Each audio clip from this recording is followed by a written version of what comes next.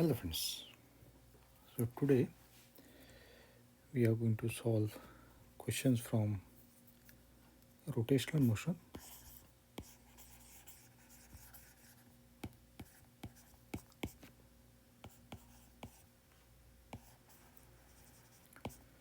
and these questions are from the year 2020. Total question we are going to solve 14 and all these questions are from the mains only, and this is part 2 for the year 2020. In the part 1 we solved 17 questions and those 17 questions were also from the mains. So the first question, it states that a linear mass density of a thin rod AB of length L varies from A to B as lambda x is equal to lambda naught 1 plus x upon L, where x is the distance from A. If m is the mass of the rod, then its moment of inertia about the axis passing through A and perpendicular to the rod is. So in this case we are given a linear mass density which is a function of the length L and the distance with respect to our x. And we have to find out the moment of inertia when the through the axis which is passing through A. It means end of the rod and perpendicular to the rod. Okay.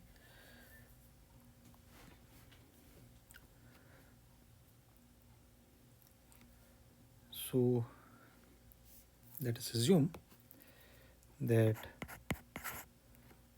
we have given a rod and this rod is having a length as L and it extends from x equal to 0, which is called as a point A, up till x is equal to L and which is called as a point B. Okay. And in this case we have to find out the axis. So let us assume that the axis is along z axis. So you can say axis is perpendicular to the rod and we assume along z axis and it passes through point A.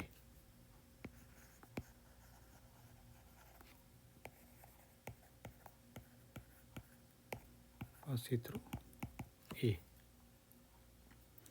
So first of all we are going to find out the, you can see, mass of the rod, and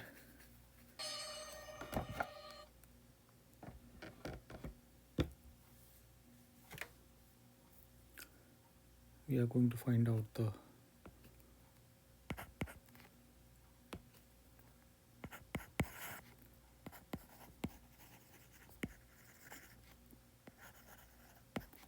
mass of the rod, which is given to us as m.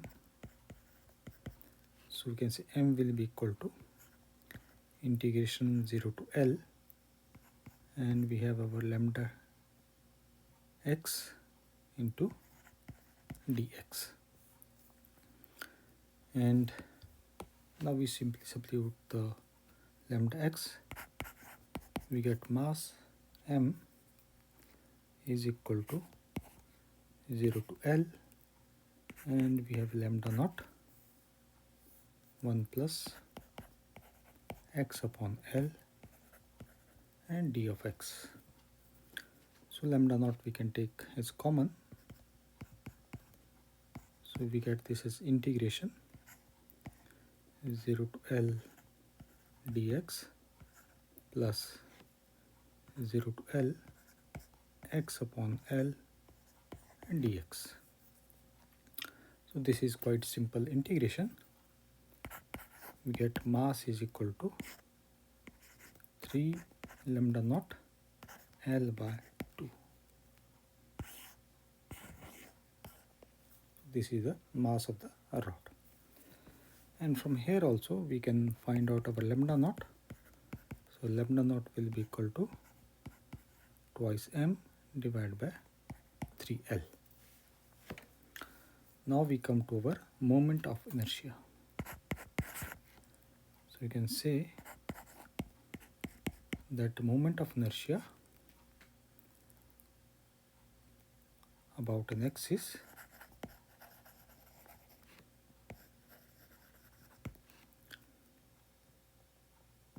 perpendicular to rod and through A.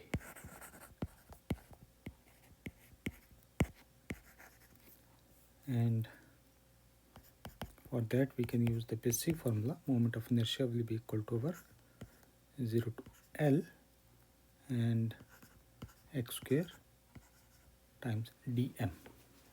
And we have considered a small mass dm. Okay, so and our dm will be equal to lambda of x multiplied by dx. Lambda of x we already know is our lambda naught 1 plus x upon L times dx. Lambda naught we just found out, so we substitute it. We get that our dx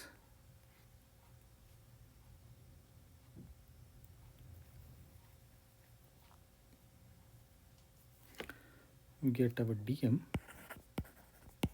will be equal to, this is 2m and divided by 3L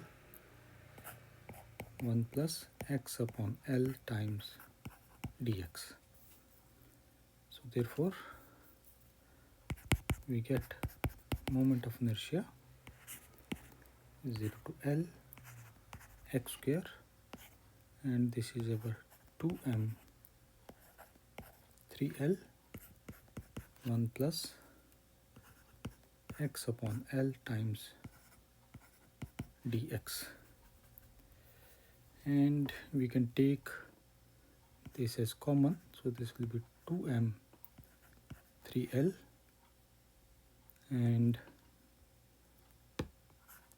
integration, we are going to get this as x square plus x cube by L times dx. Now it is a quite simple integration, and we get moment of inertia 2m 3L, and this will be x cube by 3, so this will be L cube by 3 plus, and we are going to have this as L x4 by 4, so this will be L4 by and 4L. Here this L goes by this 4, leaving us 3, and L cube we can take as common, so this comes as our 2m 3L times L cube, and we are left with 1 by 3 plus 1 by 4, and that will be over 7 by 12. And this L goes by square, and this goes by 6. So we get our moment of inertia will be equal to 7m L square divided by 18. 7L square, 7ml square. Option number 4 is correct.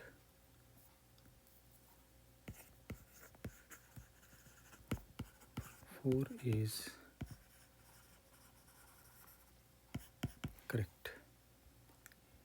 Next question. It states that the radius of gyration of a uniform rod of length L about an axis passing through the point L by 4 away from the center of the rod and perpendicular to it is. So we have to find out radius of gyration through a point which is L by 4 away from the center of rod and perpendicular to it. So in this case, we can draw a rod and suppose somewhere here it is our center of mass, and we take this center of mass as x is equal to 0. Therefore, on the left side we are going to have our x is equal to minus L by 2, and on the right side we are going to have x is equal to plus L by 2, and this point is our center of mass. Okay. And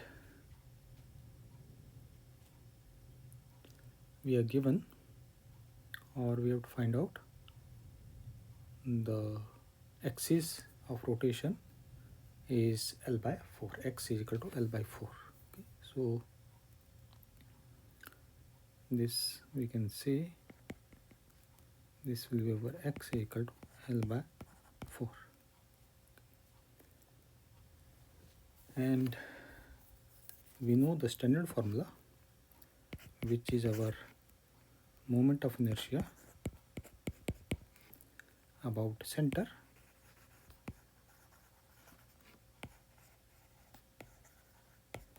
and this is our ICM will be equal to 1 upon 12 ml square. Now we have to find out the moment of inertia about the axis, which is at x is equal to L by 4. Okay. So here we can use theorem of parallel axis. So we can say that moment of inertia about given axis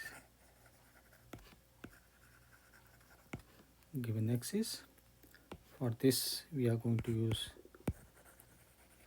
parallel axis theorem,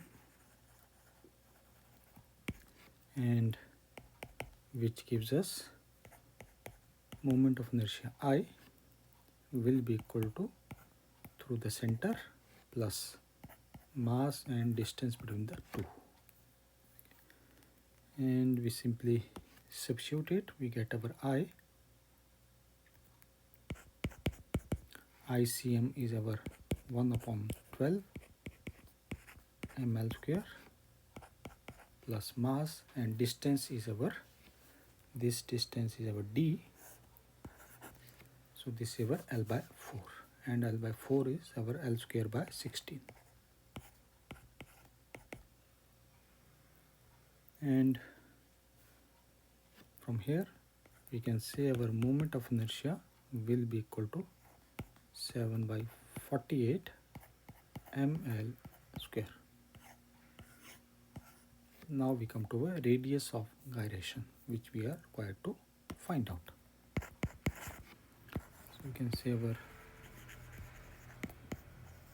radius of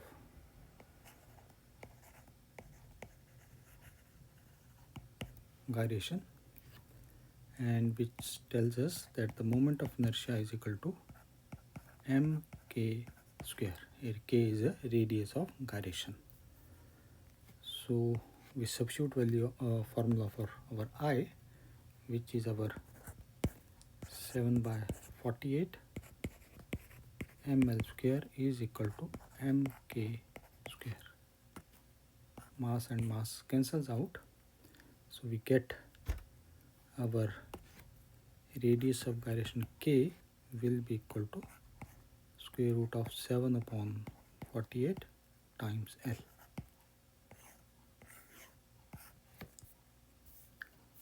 So option number 2 is correct.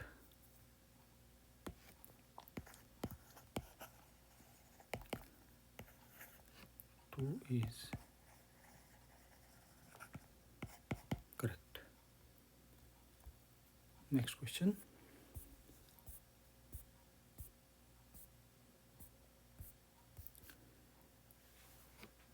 It states that a satellite of a mass m is launched vertically upwards with the initial speed u from the surface of the earth. After it reaches a height r is the radius of the earth, it ejects a rocket of mass m by 10 so that subsequently the satellite moves in a circular orbit. The kinetic energy of the rocket is. So here we are given that we launch a satellite and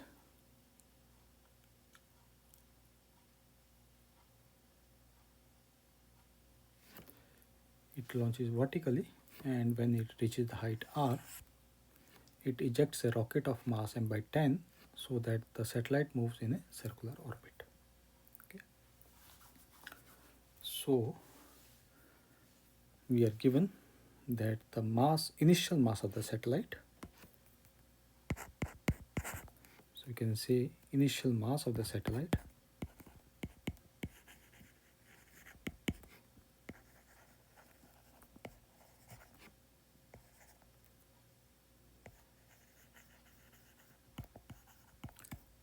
is our m, and mass of the rocket is m by 10.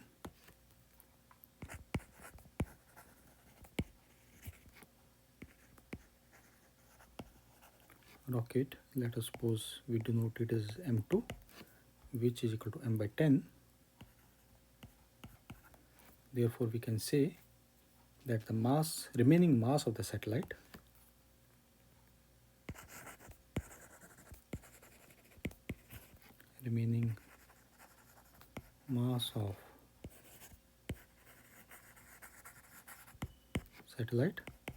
will be equal to m minus m by 10, which comes as 9m by 10, and the height up till height of ejection is our r, so the total radial distance becomes 2r,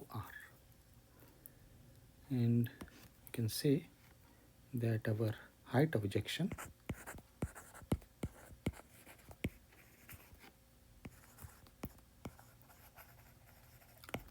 let us suppose denoted as h, which is equal to r.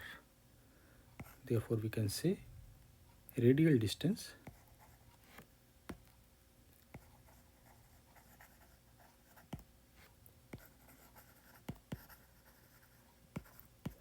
let us suppose we denote it by small r will be equal to over 2 times r. Okay. And we are also given the initial launch speed rather. So we can say initial launch speed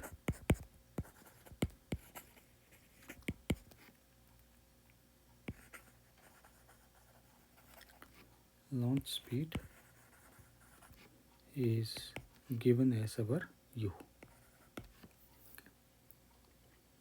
So first of all, we are going to find out what will be the speed of the satellite just before ejection.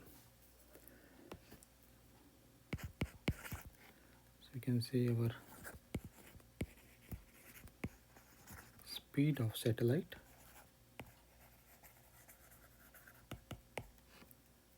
before ejection, and the ejection takes place at a distance of r, which is equal to 2 times capital R. From here, in order to find out, we are going to use the conservation of energy. Okay. So we can say at the surface,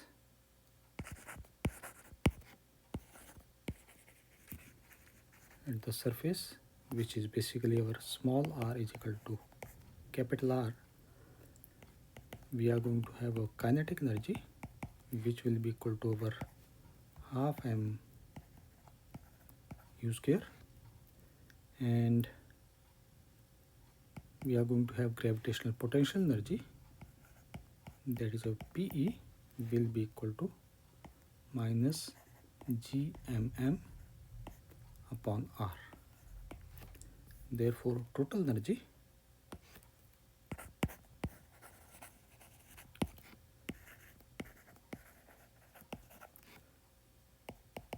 let us suppose this is E will be equal to over half m u square minus gm small m divided by r.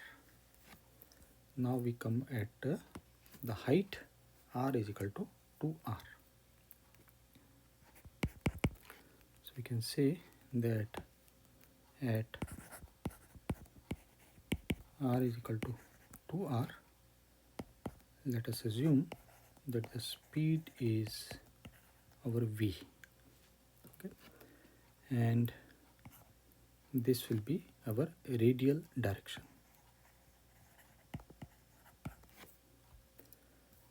Therefore, we can say our kinetic energy will be equal to half m v square, and potential energy will be minus gmm divided by 2r. Therefore, total energy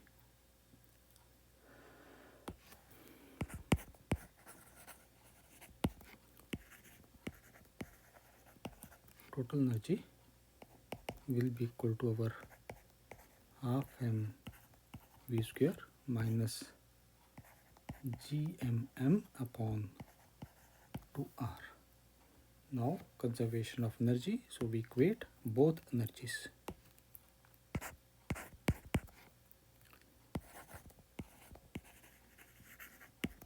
Equate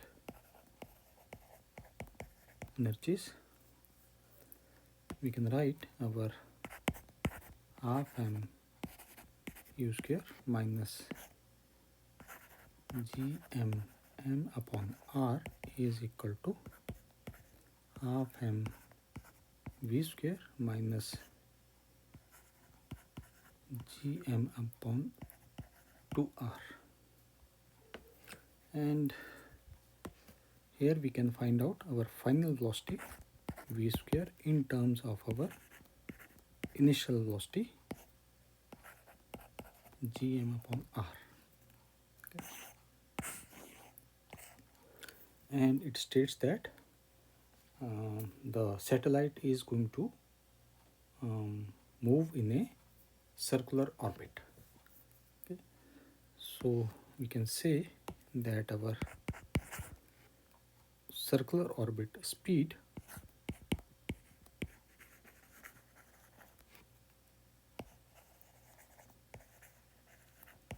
orbital speed, and this is at r is equal to 2r.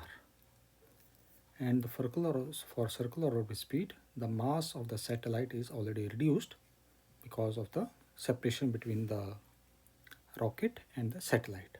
Okay. And in this case, we can say that our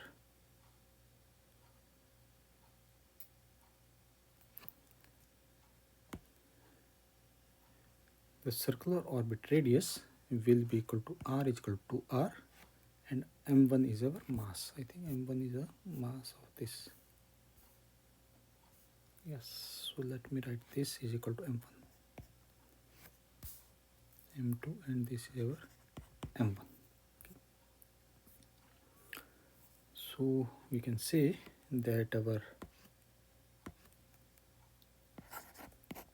gm m1 divided by 2r whole square will be equal to our m1 vc square upon 2r.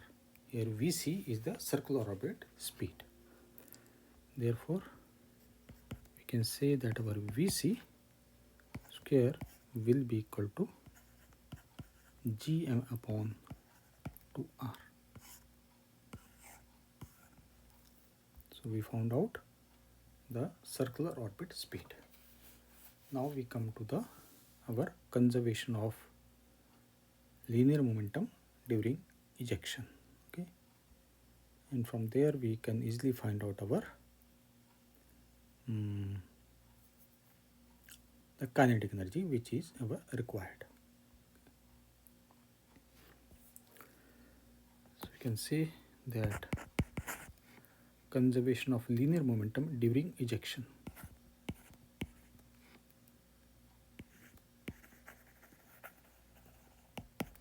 Conservation of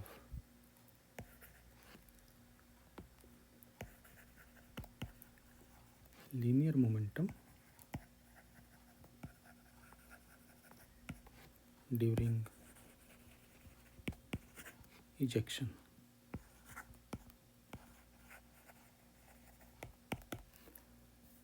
So just before ejection, we can say before ejection our velocity, which we are denoted as V, will be equal to V, and we have our R unit vector, and it will be radially outward.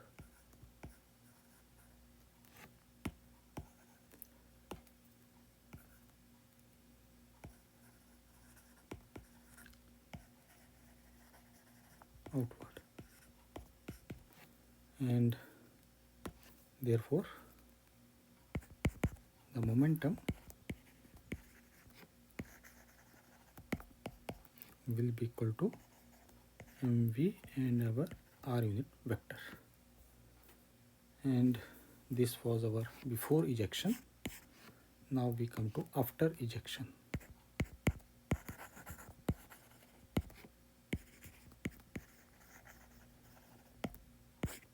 After ejection,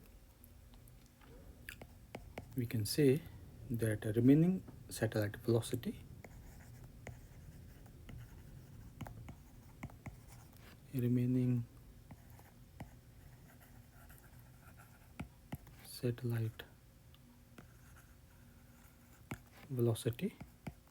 which is our v1 will be equal to our vc and t unit vector, that is our tangential. So you can say this will be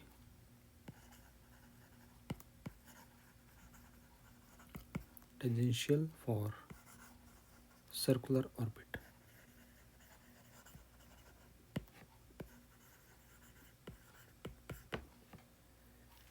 Therefore we can say that the rocket velocity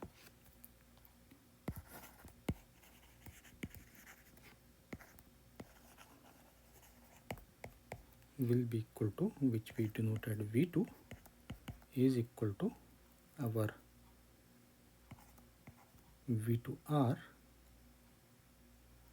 this is our r unit vector, plus, let me write this as our v2r, and this is our v2t t unit vector.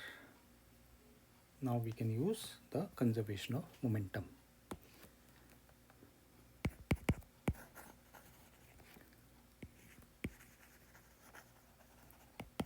Conservation of momentum, and we get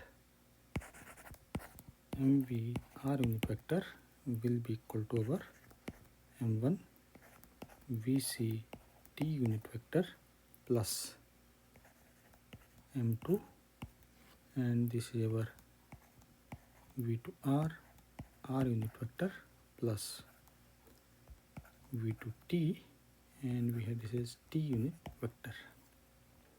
Now we can just make minor adjustment in this equation.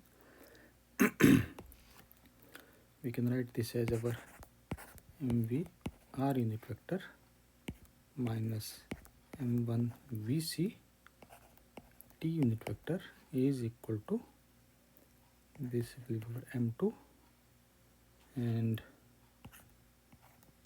v2r r unit vector plus v2t t unit vector. Therefore we can write that our V2R will be equal to our mv upon m2, and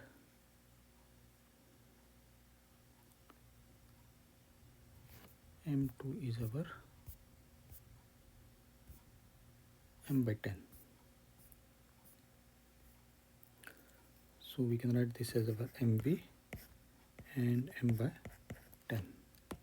Here m and m cancels out, so this comes as 10 times v.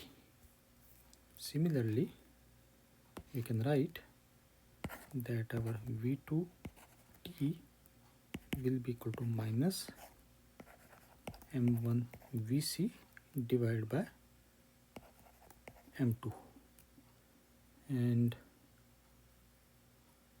m1 is our 9m by 10. This comes as minus 9m by 10 times vc, and m2 is our m by 10. Here this m cancels out, and 10 and 10 also goes away. We get this as minus 9 times vc. And we already know two equations. One is v square is equal to u square minus gm upon r, and other is our vc square is equal to gm upon 2r. So one second, before that we have to find out the v2, okay, which is our summation. So we can say our v2 square is equal to v2r square plus v2 2t square. So this comes as our 10 times v whole square plus minus 9 vc whole square. Excuse this. And this will be equal to 100 v square plus 81 vc square. Okay. So this basically means that one, if we are moving in the circular one, so one velocity will be over tangential and other one will be over radial, and net will be somewhere here. So this is v2, so that's why we wrote it v2r as well as v2t. And radial is our outward. Yeah. So now we can use the two relationship, that is our v2 square, v square is equal to u square minus gm upon r, and we have our vc square is equal to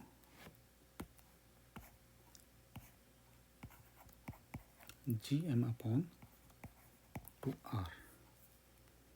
So we get that our v square will be equal to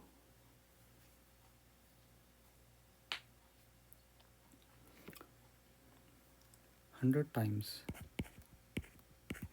and substituting v2 square, we get this as u square minus gm upon r, and then substituting our vc, so this comes as plus 81, and we have gm upon 2r.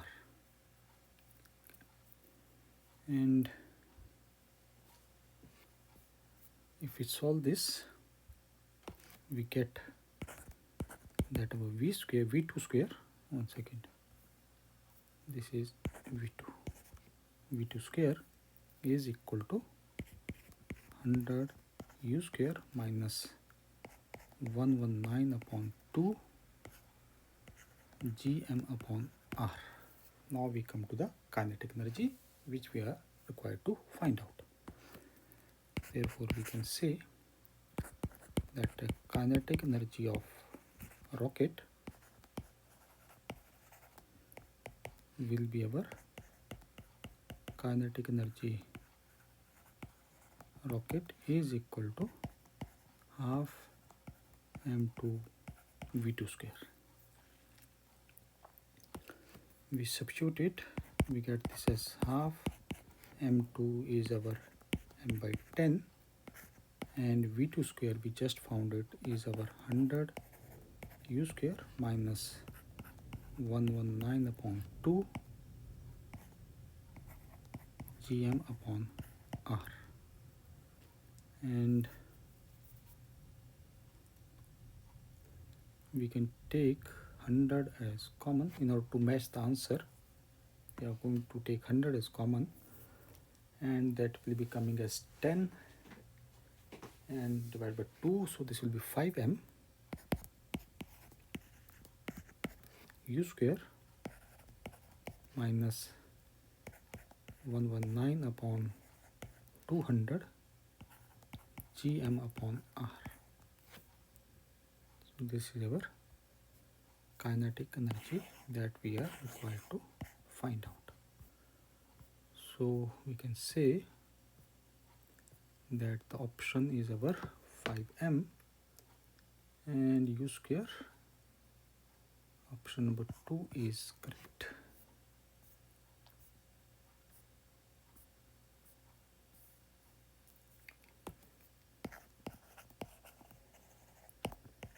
Option 2 is correct. Next question.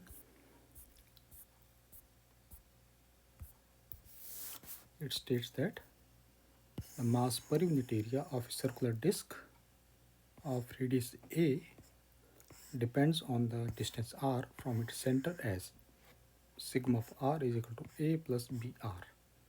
The moment of inertia of the disc about the axis perpendicular to the plane and passing through its center.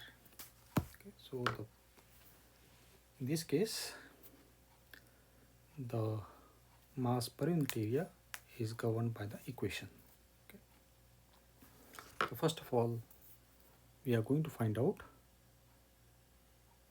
obviously we have to find out the moment of inertia, so directly we find out the moment of inertia, but we consider that this is our disc. So let me draw this disc, a circular one, and we have a center, and in this we consider a ring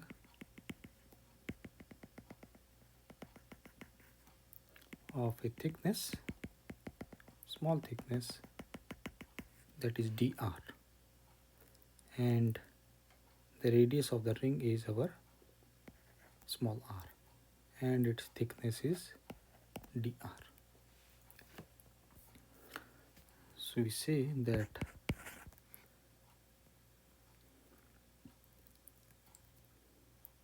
consider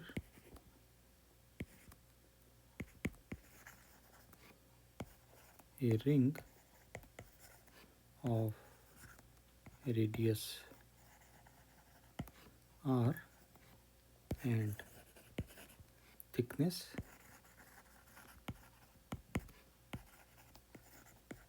dr. Therefore, we can say the area of the ring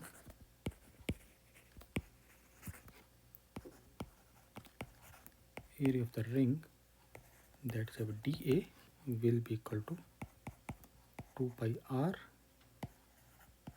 dr, and mass of the ring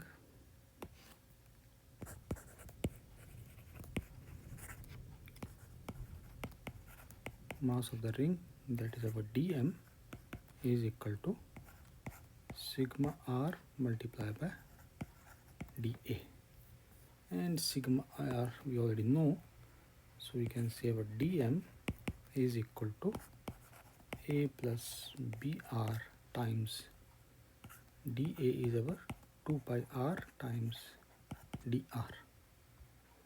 Therefore, moment of inertia of this ring.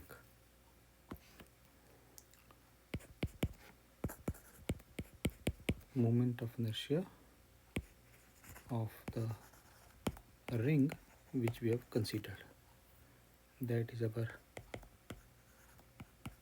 di will be equal to our r square, and this is our dm.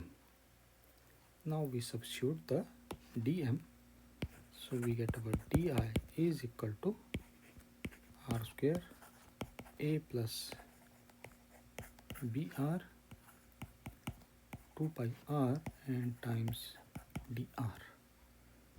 Now total moment of inertia,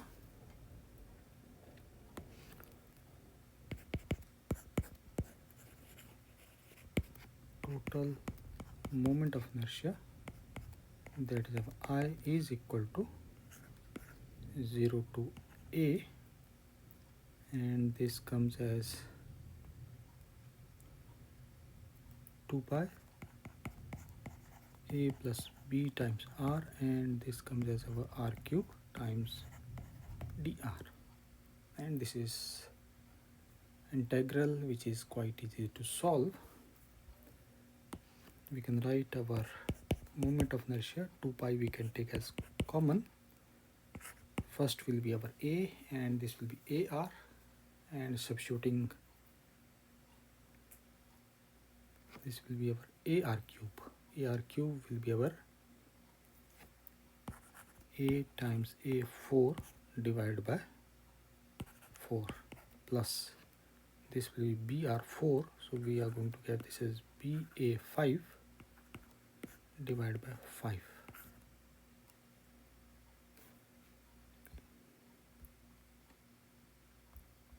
And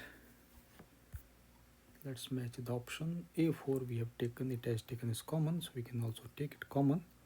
So this comes as 2 pi a4, this is a by 4 plus ba divided by 5. 2 pi a4, 2 pi a4, and we have our a by 4, and option number 1 is correct.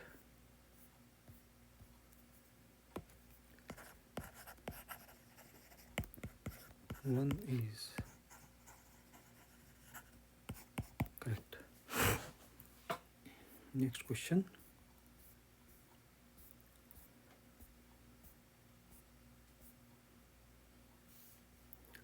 It states that consider a uniform rod of mass m, which is 4m, length L, pivot about its center. A mass m moving with the velocity v, making angle of theta, which is pi by 4, to the rod's long axis, collides with one end of the rod and sticks to it. The angular speed of the rod mass system just after the collision is. So we are given a rod which is something like this, and this rod is pivoted at the center, so this is our point of pivot, and we are having a mass which strikes the rod at a certain angle, and that angle is theta, which is given as 45 degree. So this is our 45, and with this our mass m moving with the velocity v. So here we can divide this velocity into two components. So this will be v square root of 2, and this will be also v square root of 2. And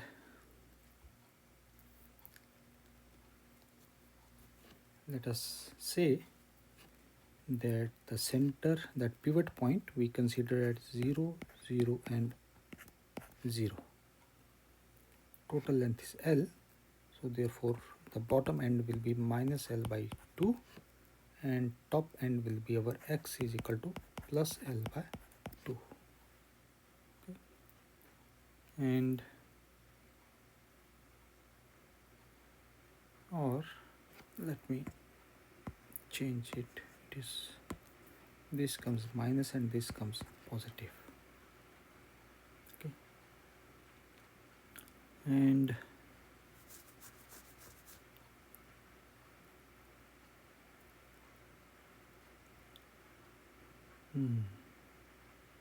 I think, one second, much better if I make it as horizontal rod.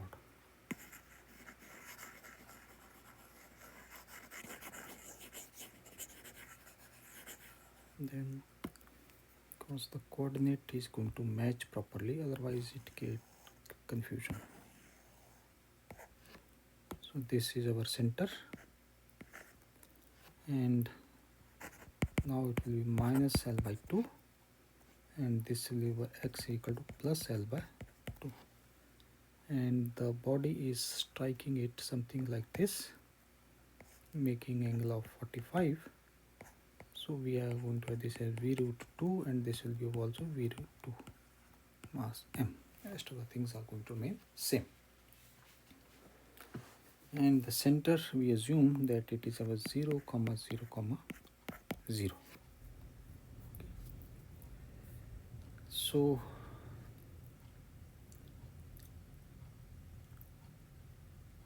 okay, so first of all let's find out the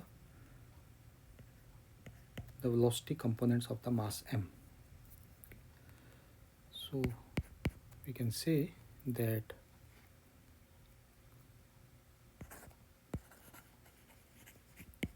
velocity of mass m, which is our v, and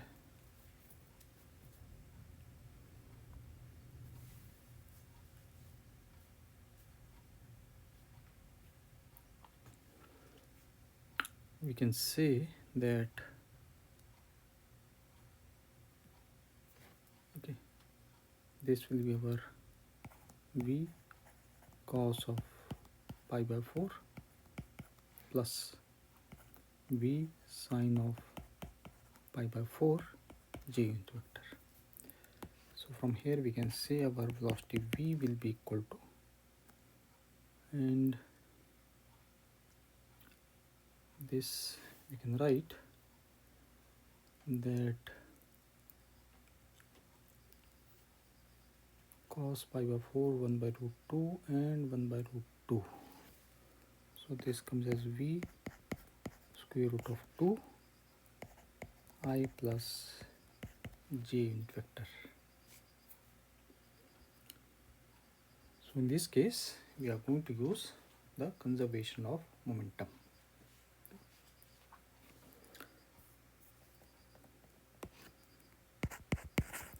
So we can say conservation of angular momentum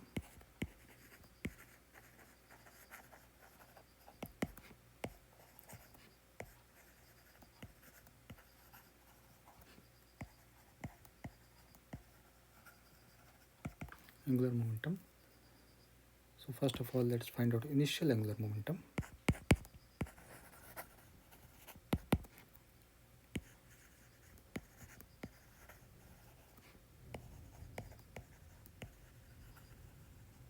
Initial angular momentum, we have our rod at rest, therefore momentum of the rod, angular momentum, will be equal to 0, and the position of the collision, that is our r vector, we can say that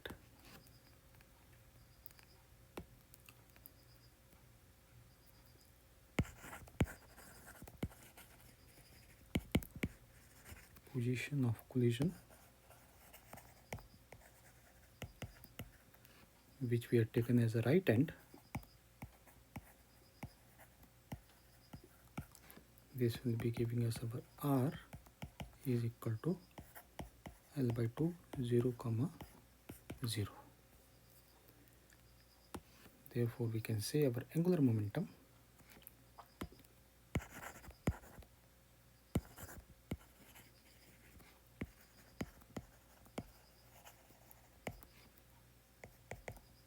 L will be equal to R cross P,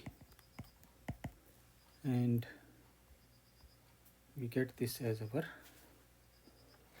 R is our L by 2 0, 0 cross M, and velocity is our V square root 2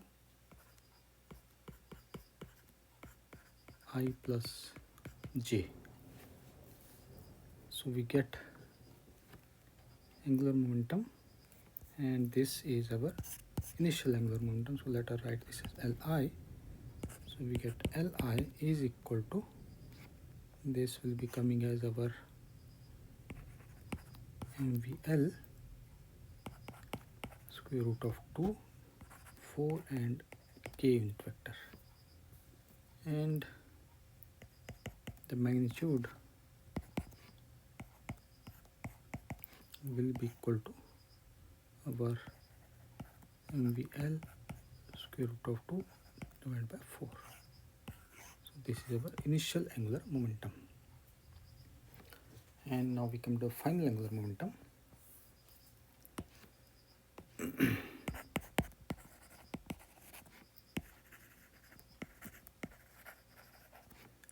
Final angular momentum, and let us assume that both rod and mass rotate with the angular speed of omega. So we can say the system is our rod plus mass.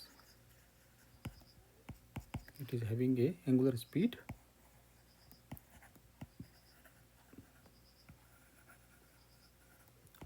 of omega. Therefore, we can say moment of inertia of the rod,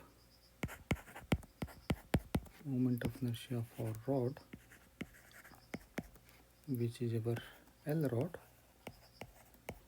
through the midpoint 1 by 12 ml square, and here mass is 4 times small m, so this comes as 4 times small m L square, and 12 goes by 3, so this comes as over m L square by 3, and moment of inertia of mass.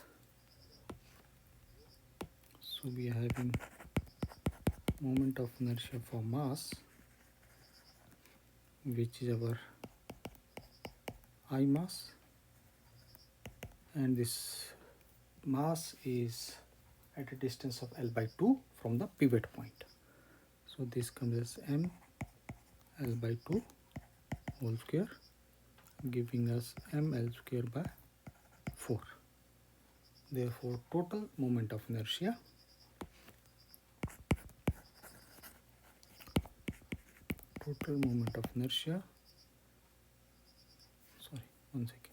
this is I. So we can say our moment of inertia for the rod plus moment of inertia for the mass, which is our ml square divided by 3 plus ml square by 4, and this will be coming as 7 upon 12 ml square. Now we can find out the final angular momentum.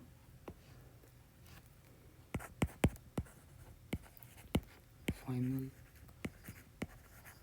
angular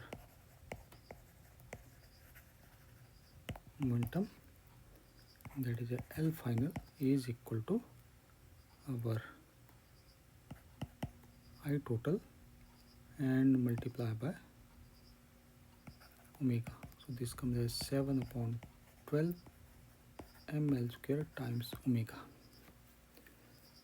and using conservation of angular momentum. So we can say our L initial is equal to L final, which gives us our MVL square root of 2 divided by 4 is equal to 7 ml square divided by 12 multiplied by omega. And here this m and m cancels out, square goes by this L, so we get, and 12 goes by 3, therefore we can say that our omega is equal to 3 square root of 2 divided by 7, and this is L upon V, and this is our 3 square root 2 V upon L. Option 2 is correct.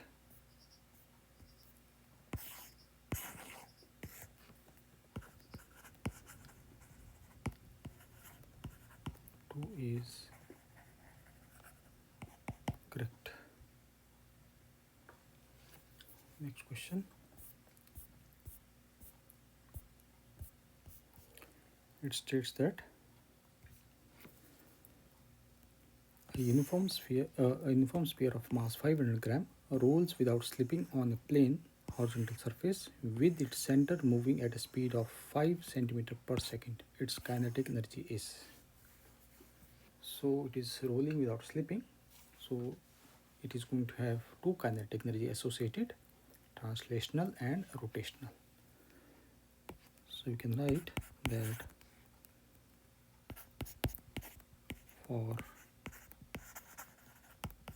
rolling without slipping, kinetic energy will be equal to kinetic energy translational plus kinetic energy rotational, and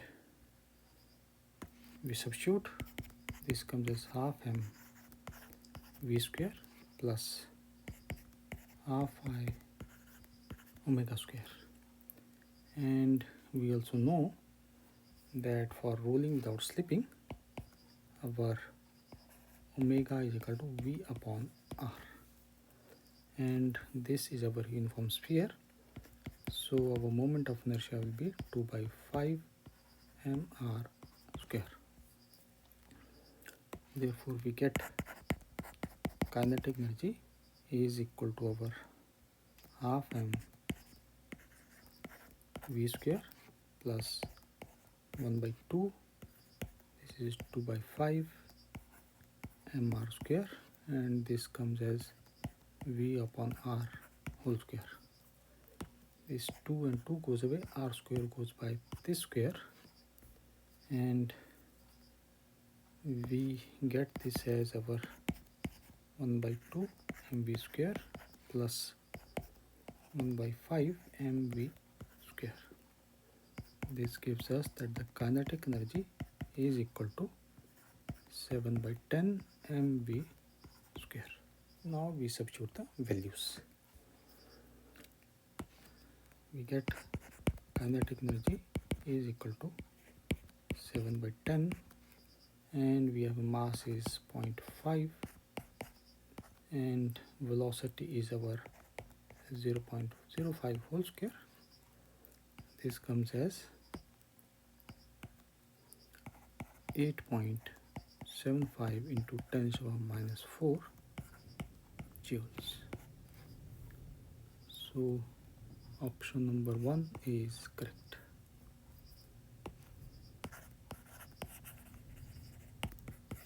One is correct. Next question.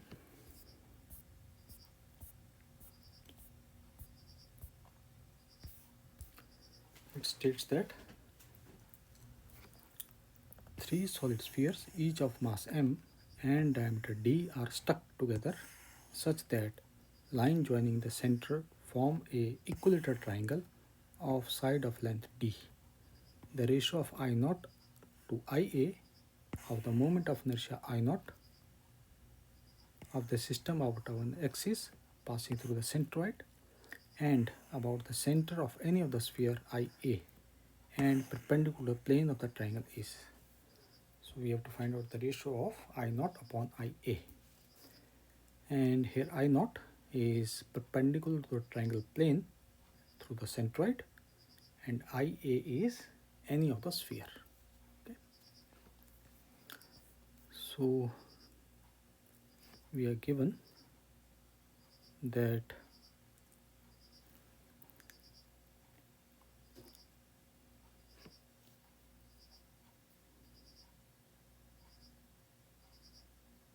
diameter of the sphere is d. Okay, so we can say that we are having a spheres and these spheres is given as mass is equal to m and our radius r is equal to d upon 2, and we are having two axes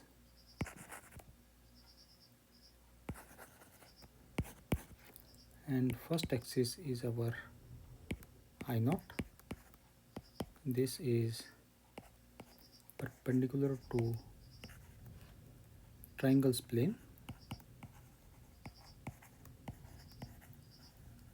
and through centroid.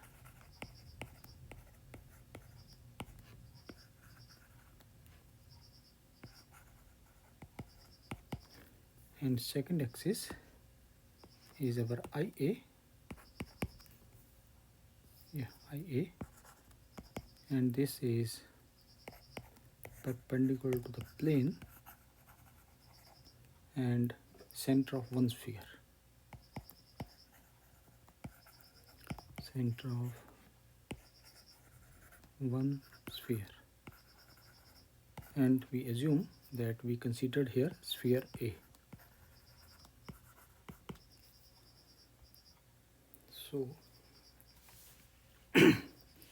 So we are having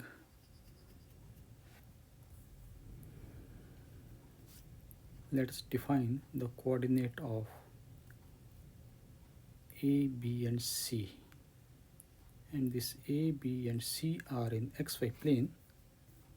So we can say that our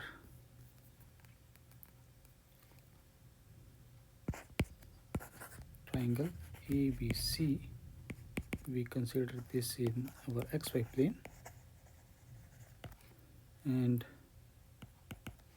the center of sphere A is having a coordinate of 0, 0, 0, and for B the coordinate are d, 0, 0, and our C is our d by 2, d square root of 3 by 2, 0. And the centroid of the triangle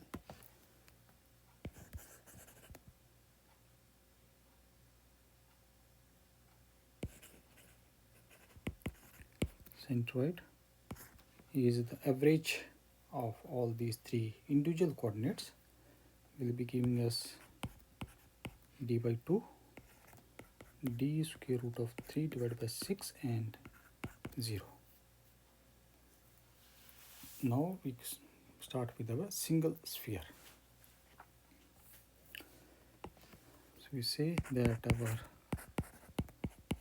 moment of inertia about a moment of inertia of a single sphere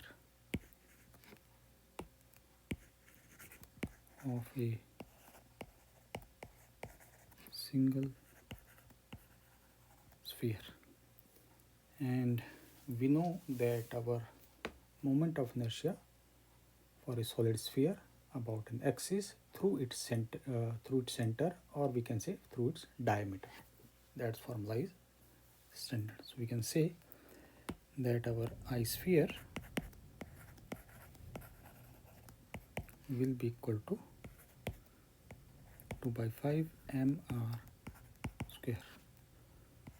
So this comes as 2 by 5 m, and r is our d by 2 whole square.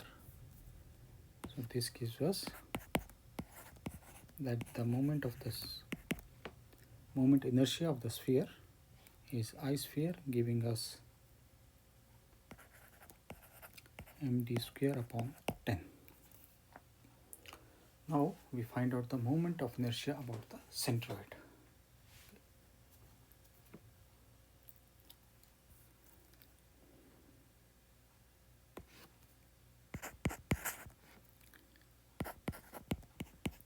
Moment of inertia, which is our I naught about centroid.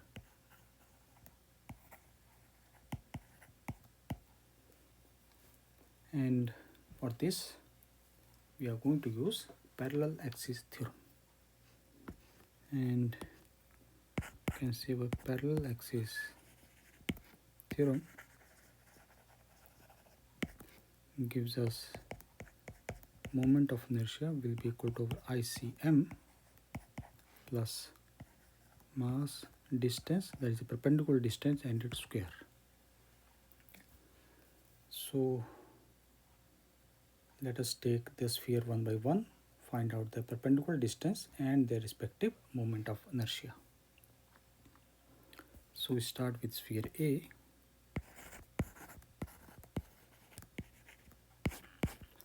And sphere A, the center of the sphere is our 0, 0, 0, and centroid we already know is d by 2.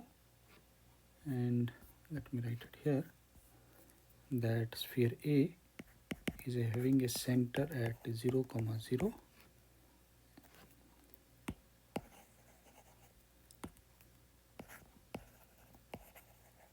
center at 0, 0, 0, and centroid, which is common for all,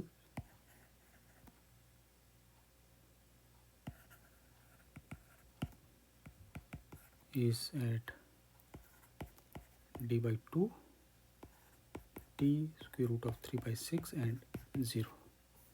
Therefore, perpendicular distance for A, that is our dA, will be equal to our 0 minus d by 2 whole square plus 0 minus d square root 3 divided by 6 and whole square. Let me write it directly, that is our d square root of 3. Therefore, its moment of inertia will be equal to, we have there ICM is m d square by 10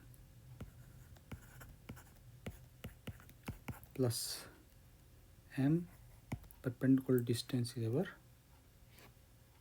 d square, so this comes as d square divided by 3, and this will be coming as 13 upon 30 md square. Now we come to sphere B. Sphere B is having a center, and that center is our d,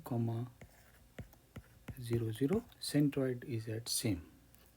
Therefore, we can say our dB will be equal to d square root of 3, and our IB will be same, our md square upon 10 plus md square upon 3. This will be also coming as 13 upon 30 md square. Now we come to the sphere C. Sphere C, its center is at d by 2 d square root of 3 divided by 2 and 0. centroid at same position. Therefore, we get perpendicular distance for C will be our d square root of 3.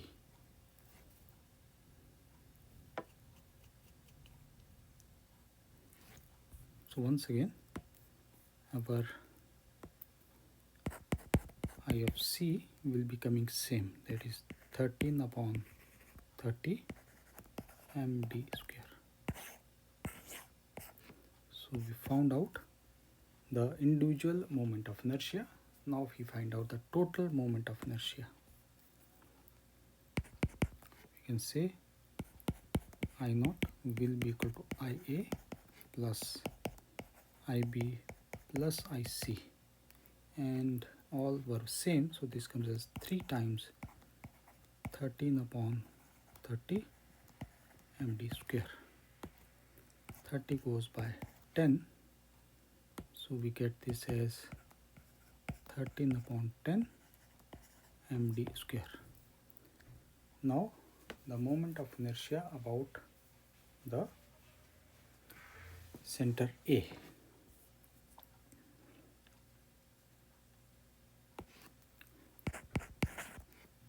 So we have moment of inertia, which is our IA about sphere A's center. Sorry about the background noise because of the rain. Okay, so it will be some thundering going on. And we know that for sphere A, the center is at 0, 0, 0. So we start once again with sphere A. For sphere A, the distance, that is our d of A, will be equal to 0, and therefore IA will be equal to our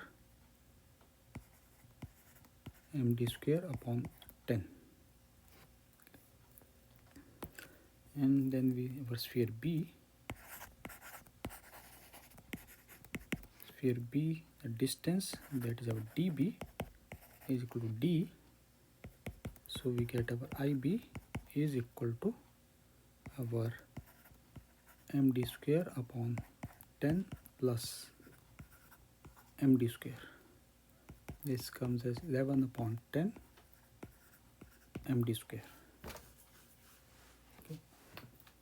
And now we have our sphere C.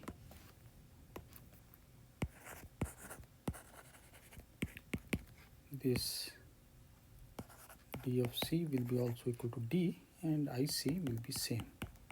IC will be equal to 11 md square upon 10. Therefore, we can say total moment of inertia of IA will be equal to our md square upon 10 plus 11 md square upon 10 plus 11 md square upon 10.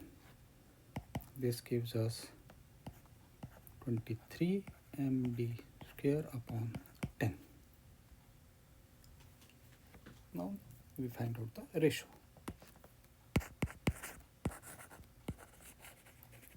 Ratio is our I naught upon IA will be equal to, I naught is our 13 upon 10 md square, and this is 23 upon 10 md square. Md square, d and 10 and 10 cancels out. This comes as 13 upon 23. So we have this as 13 upon 23. Option 1 is correct.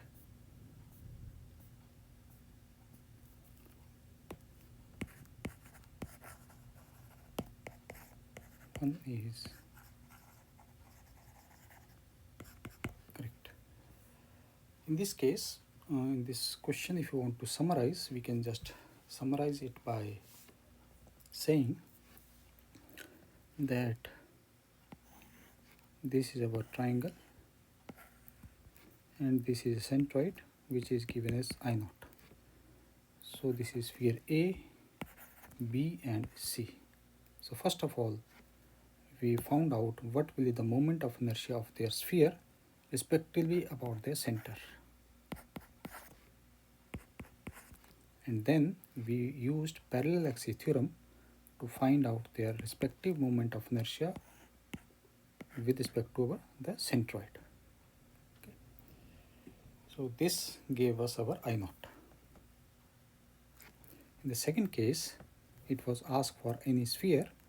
So what we did, we considered a sphere that is our A.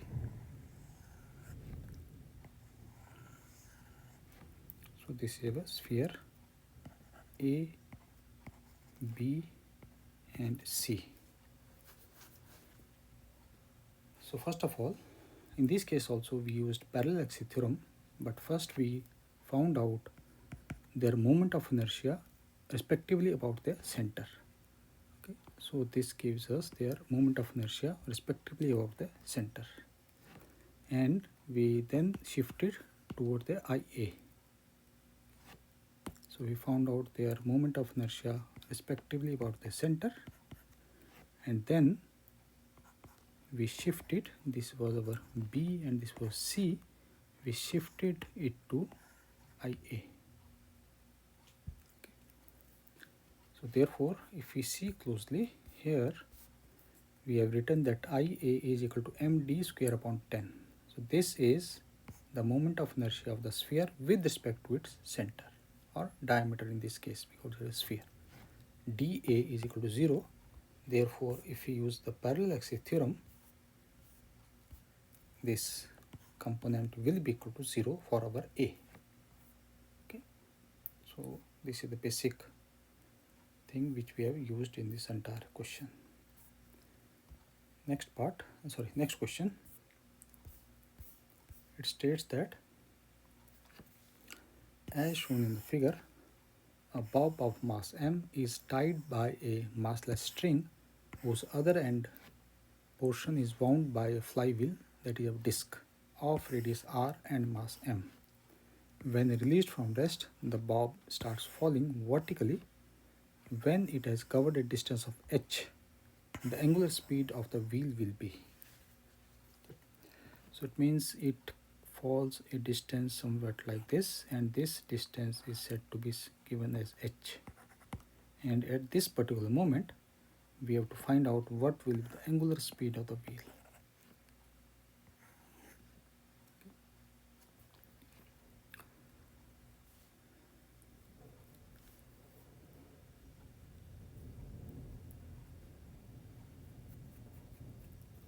So in this case, we are going to use the conservation of energy. Okay. And for that, we are going to assume that this position is the initial position and this position is our final position. Initial position and this is our final position. So it means initially the bob is at a height of h, so it is going to have a potential energy, and initially the velocity is 0, so kinetic energy will be equal to 0. Similarly, the wheel at initial position, its, you can say, kinetic energy of the flywheel will be also equal to 0. Then for final we are going to calculate. So we start with initial energy.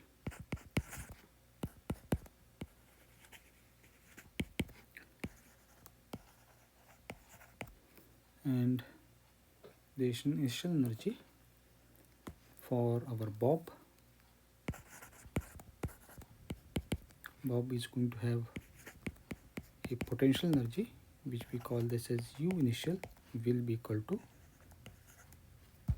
mgh, and its kinetic energy potential energy of the bob, kinetic energy of the bob will be equal to 0. And this was for bob. Similarly, we can say for flywheel,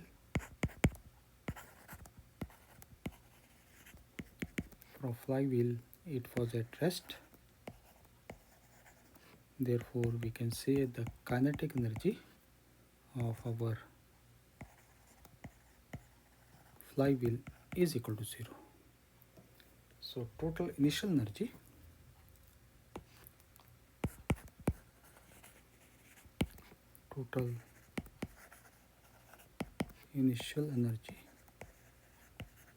let us call this as EI will be equal to mgh. Now we come to the final energy.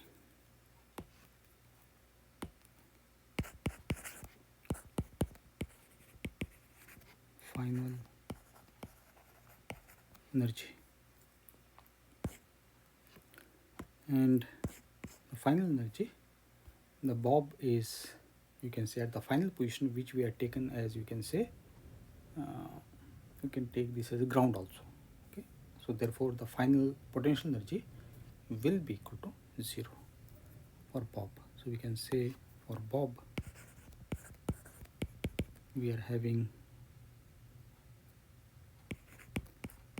potential energy, that is U final, will be equal to 0, but it will be moving with the velocity v.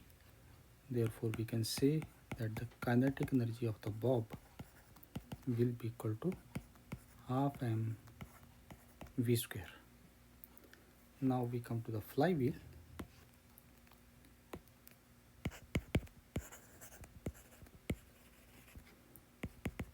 So we can say that kinetic energy of flywheel will be equal to half I omega square.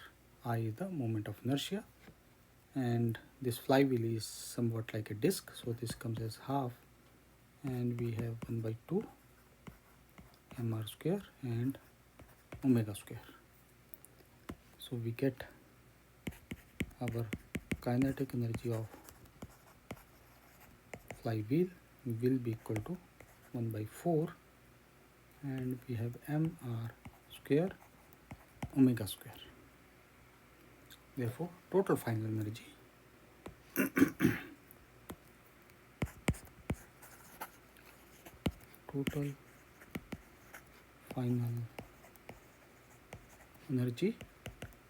let us call this EF, will be equal to our half m v square plus 1 by 4 mr square omega square, and we know that v is equal to r omega. Therefore we can say that our E final will be equal to 1 by 2, and this comes as m, this is r omega whole square plus 1 by 4 m r square omega square. So this comes as r square omega square, and we get this as 3 by 4 m r square omega square. Now we can use energy conservation.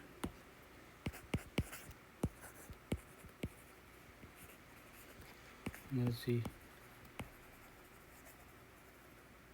conservation, we can say our mgh is equal to 3 by 4 mr square omega square. Mass and mass cancels out.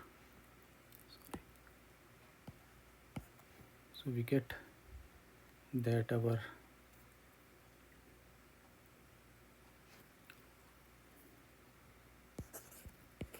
omega square is equal to, we have this as 4 gh 3r square, and it is given as, okay, r we can take common, r outside the square root, so this comes as 1 by r square root of 4gh upon 3 1 by r 4gh upon 3. Option 3 is correct.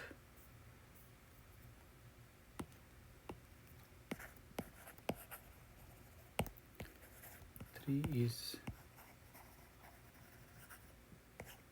correct. Next question.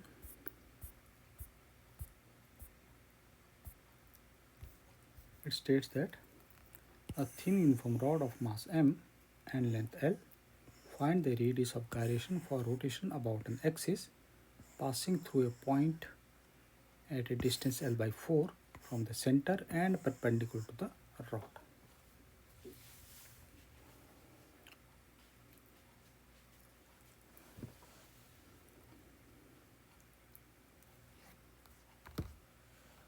So in this case, you can say that let us place our rod in our x direction, and this is the center of the rod, and this we consider x equal to 0. So our left side will be minus l by 2 and right side will be x equal to plus l by 2, and the axis is at x equal, I think,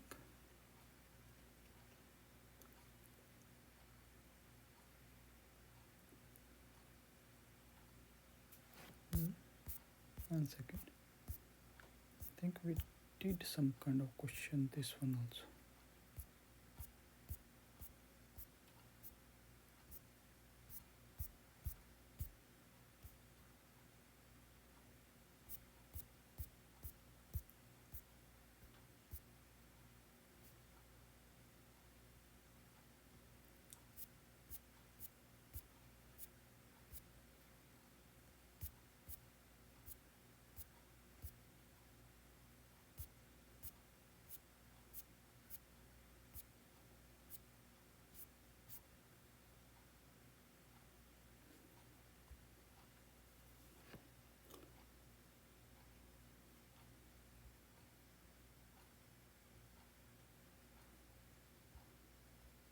Yeah, we already did it. We copied it twice. The question language is a little bit different, but the solution is same. I think there is no need to solve it because it is same.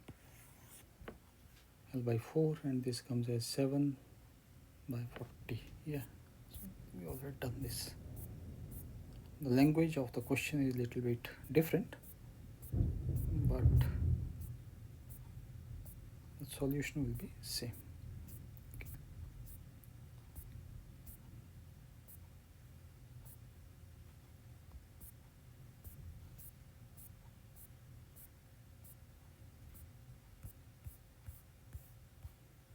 Yeah, the answer will be our option number A. So this we have already done it.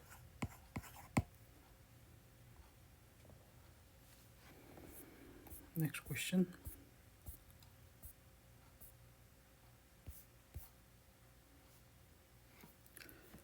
It states that find the coordinate of the center of mass of the lamina as shown in the figure.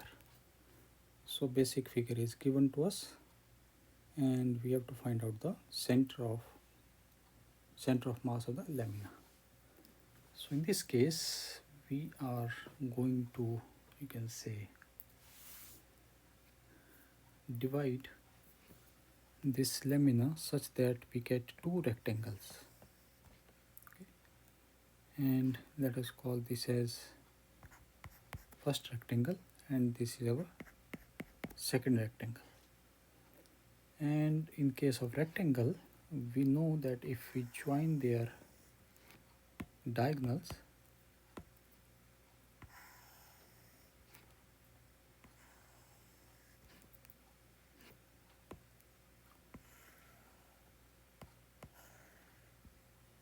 it will be giving us their center of mass.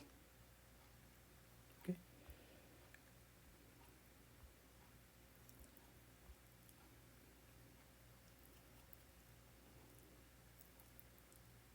So we divide them into two rectangles. Then we can write that the effective center of mass, because of these two rectangles, so we can say our center of mass effective will be, its coordinate will be given as x center of mass comma y center of mass, and the formula for x center of mass will be equal to mass of first is x coordinate plus mass of second and is x coordinate divided by mass of first plus mass of second. Similarly, we get y center of mass will be equal to mass of first, its y coordinate, plus mass of second, its y coordinate, and divided by summation of both the masses. And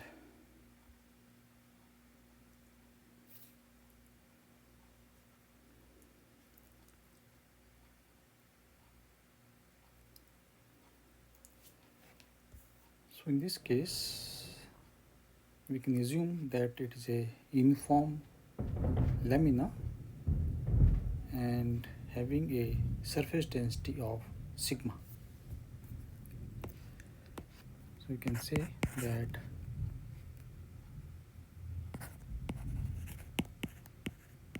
uniform surface density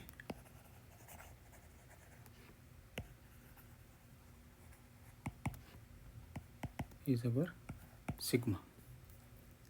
Therefore, we can say that surface density of first will be equal to surface density of second, or we can say mass of first divided by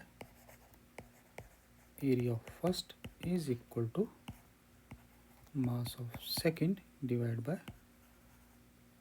area of second. So our mass of its length is our 1, and let me define the coordinate. So this coordinate will be coming as 0, 2, and this coordinate will be 2, 2, and this is already given to us.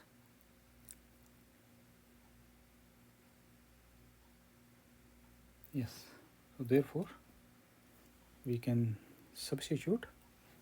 We get this as mass of A, area is into 2 into 1 is equal to mass of B, area is 1 into 2, and from here we get that the mass of A is equal to mass of B, and let us suppose that is equal to M.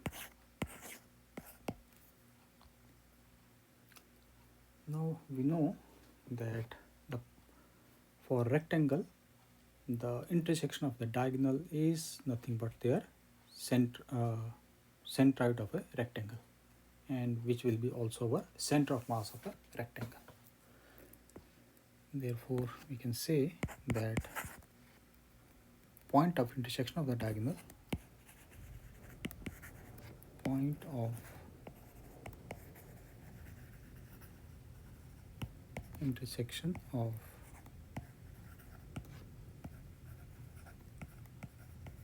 diagonal for rectangle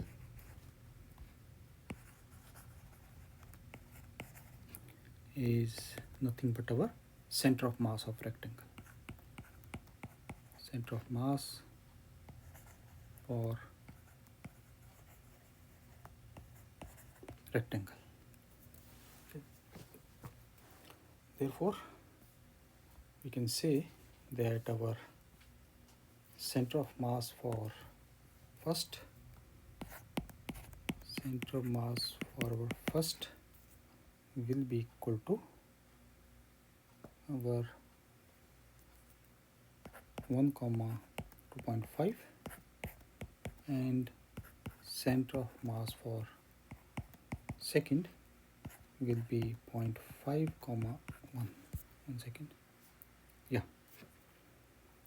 so this is the center of mass and this is center of mass. So obviously it should be somewhere aligning this with spect, but anyways it's not a big problem. Now we can easily find out there using the formula, that is our XOM and YCOM. Therefore we can say that our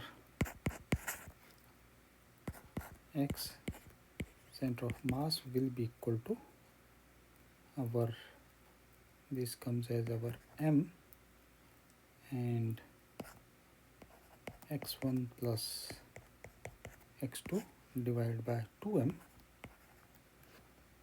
which is our m and m cancels out, and this comes as 1 plus 0.5 divided by 2, giving us 0.75, and then it is our YCOM.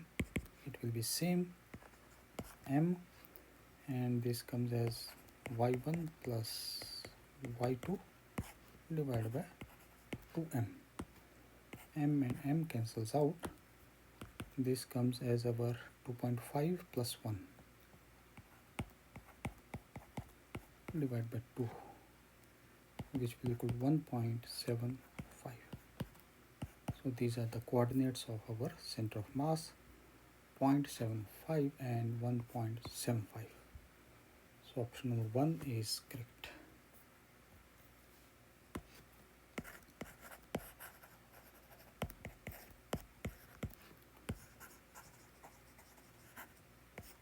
Correct. Next question.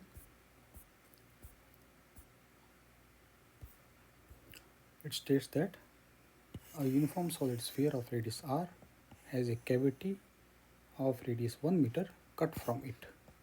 If the center of mass of the system lies at the periphery of the cavity, then basic figure is given to us. So this O is the center of the cavity, C is the center of our this solid sphere, and G is our centroid. Okay, so these are the important part. So this cavity is having a radius of 1, and C, this sphere, is having radius r, and G is our centroid. Okay, so let us say that our solid sphere, or let us call this as big sphere. Big sphere, we are having a radius capital R, and its center is a C. Now we come to the spherical cavity.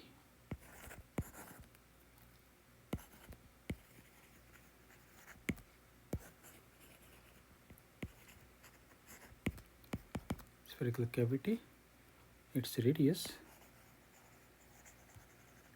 is given to us as 1 meter, and center is our O, and in this case we assume that our distance CO is given as D. Okay, so we assume it. So this is going to solve the question. Okay, and when the cavity is removed, G is our this center of mass of the remaining body, and it lies on the surface of the cavity. Okay, so we are also given that this center of mass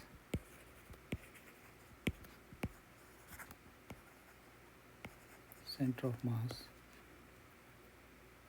after removing cavity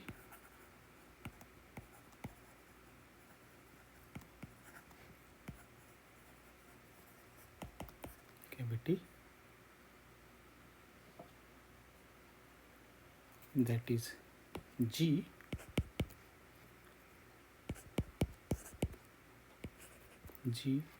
lies on the surface of the cavity, lies on the surface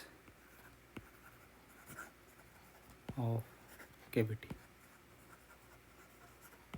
Therefore, we can say that our OG will be equal to 1. And all these are linear, and we assume that is a representation of our x-axis. So this is our x-axis. And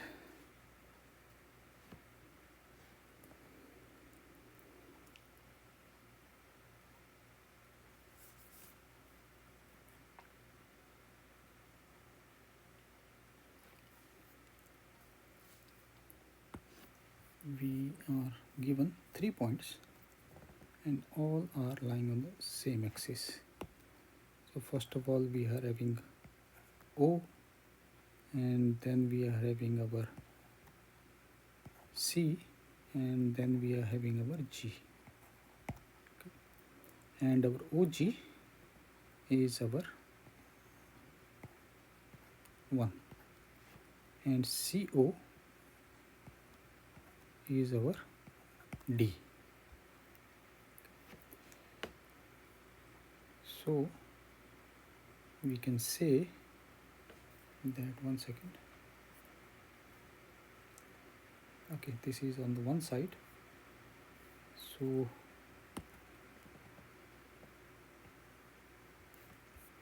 and O is the center. Okay, so this sphere is this one. So one end of the sphere is A and other end is B. And O is center. One second.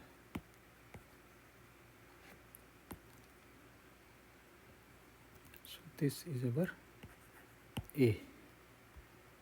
And this is not looking symmetric actually. So, because this OB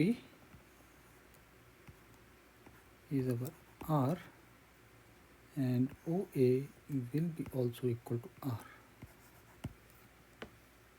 Let me draw it again.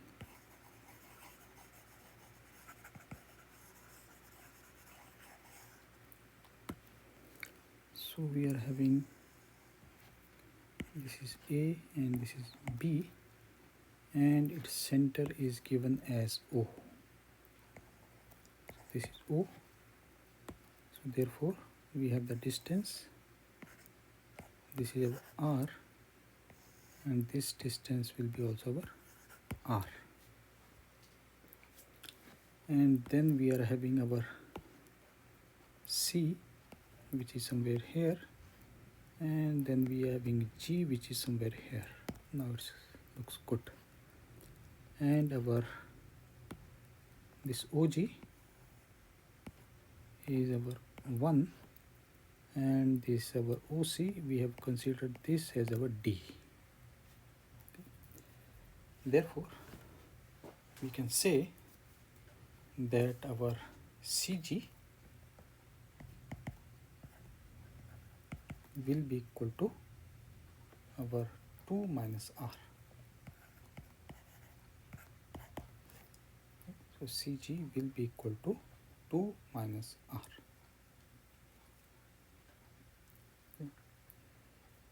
And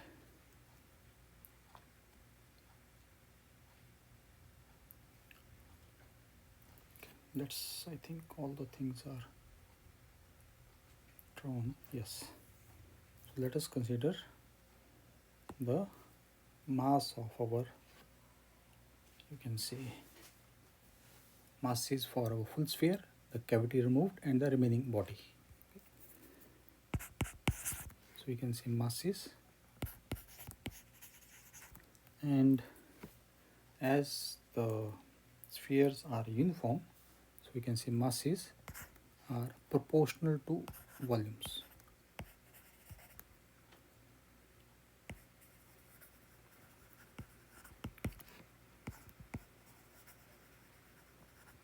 Proportional to volumes.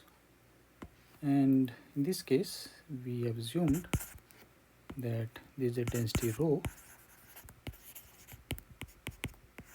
and we are going to have a common factor that will be over 4/3 pi rho. This will be common factor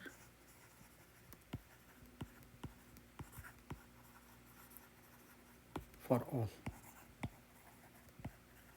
because whenever we are going to calculate mass will be our volume into density. Okay. So this will be our, ideally it is 4/3 pi r cube multiplied by density.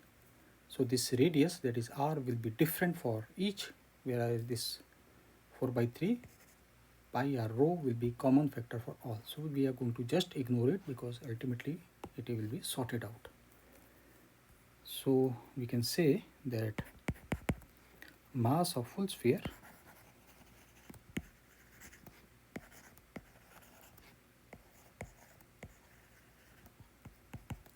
that is our m1 is equal to our r cube. Ideally it should be 4/3 pi rho r cube. Okay. And mass of removed cavity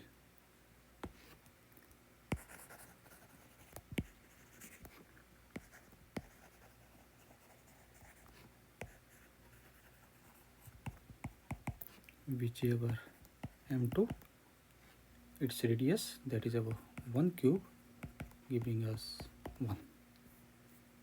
Therefore we can say mass of remaining body, mass of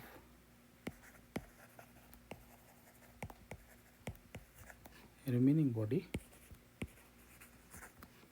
which is our mass remain rem, will be equal to our m1 minus m2, giving us r cube minus 1.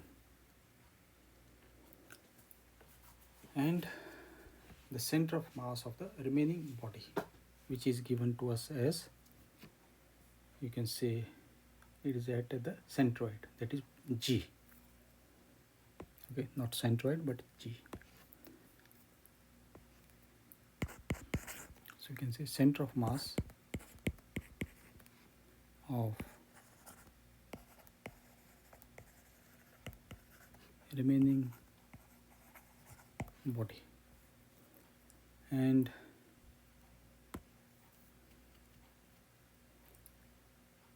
the coordinate for center C, that is x of C, is our 0, and coordinate of our O is our D. And we can write, 1 second,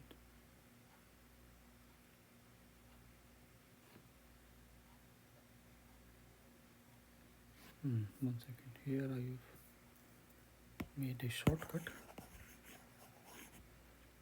Let me write, consider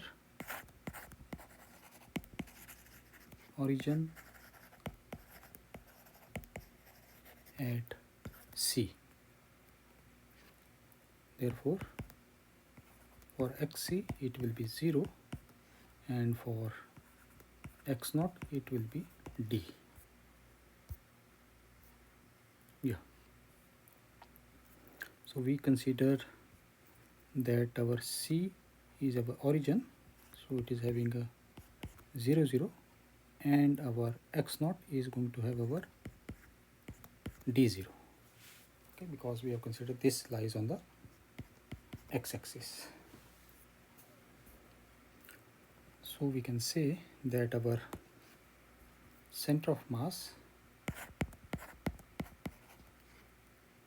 xt of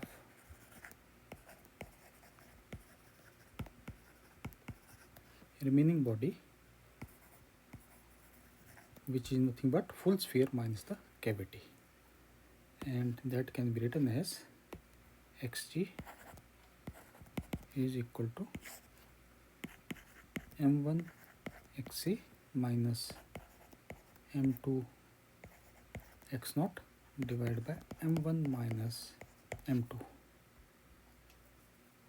So we get this as r3 multiplied by 0 minus 1 times d is equal to r cube minus 1. This gives us minus d upon r cube minus 1. And if we want to find out the magnitude, that is our xg will be equal to, and xg will be, can also be written as our cg is equal to d upon r cube minus 1. And next we find out the distance OG, and the condition is that we know that OG is equal to 1. So we can say distance OG and condition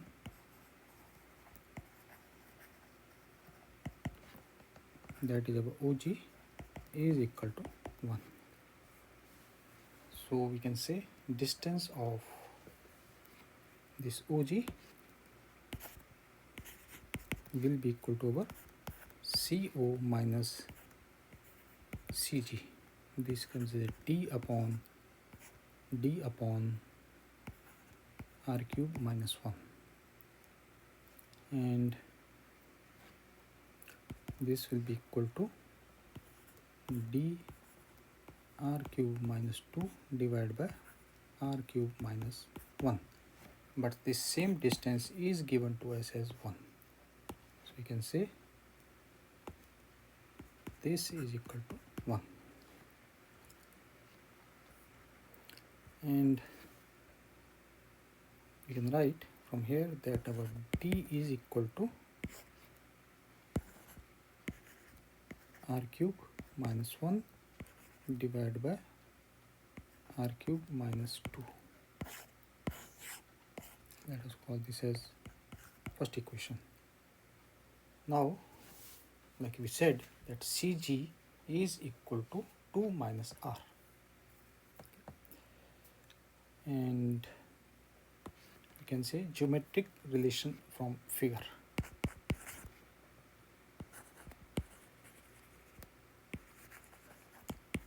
Geometric relation from the figure,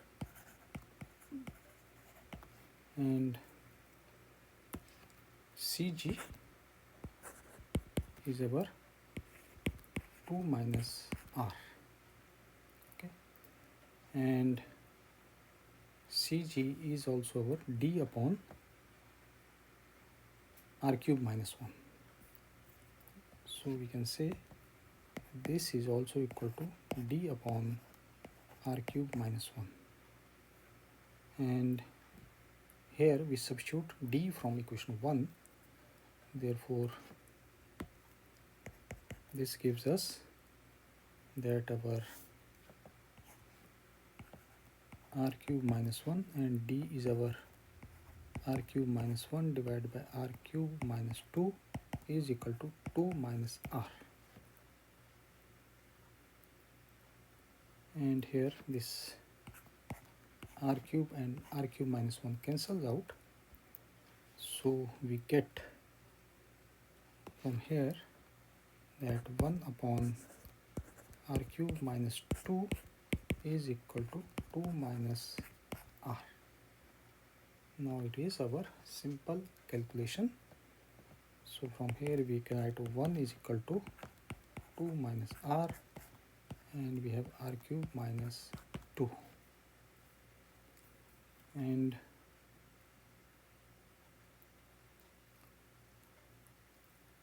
we can expand our r cube minus 2. So this gives us,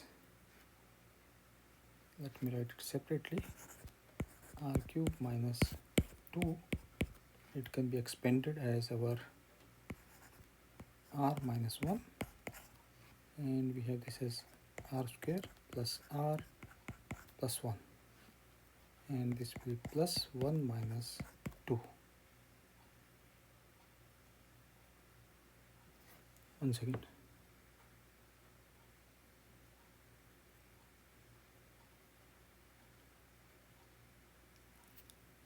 R cube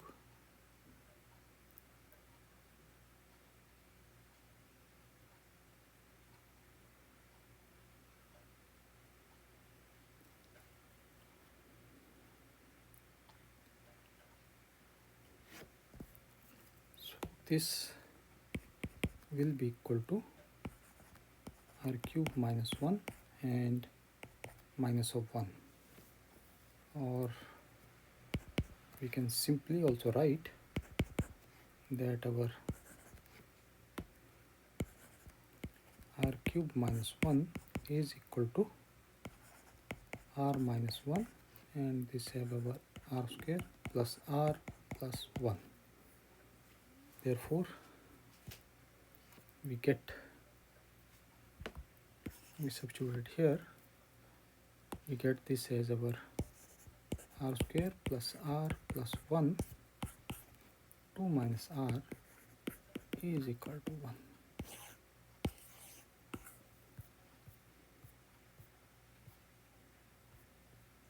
This is r square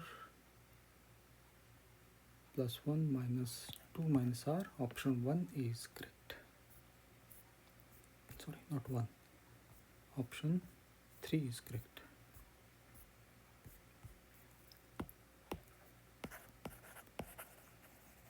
Option 3 is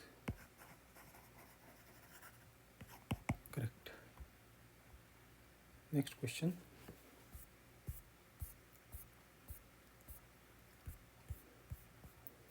It states that a rod of length 1 meter is released from rest as shown in the figure below.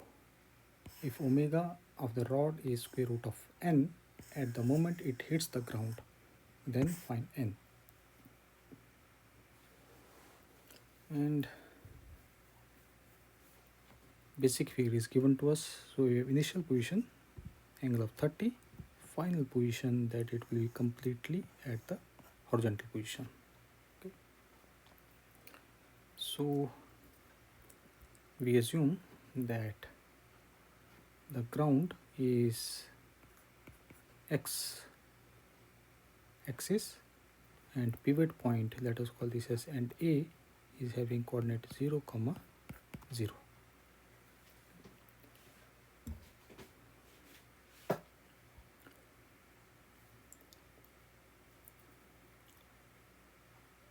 So this is our B and this will be also B.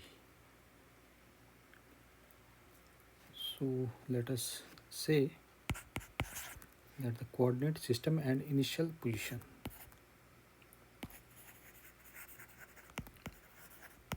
Coordinate system and initial position. So we said that pivot point is A,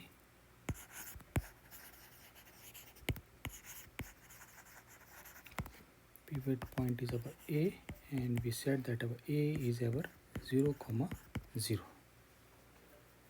and B for initial position, and B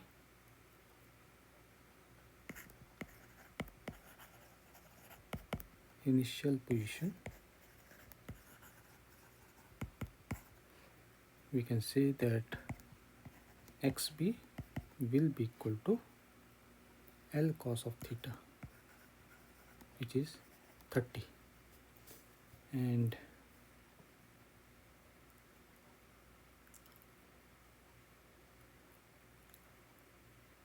this will be equal to our square root of 3 divided by 2, and we are going to get our YB will be equal to L sine of theta 30, which will equal to 1 by 2. So we get this as root 3 by 2 and 1 by 2. Center of mass,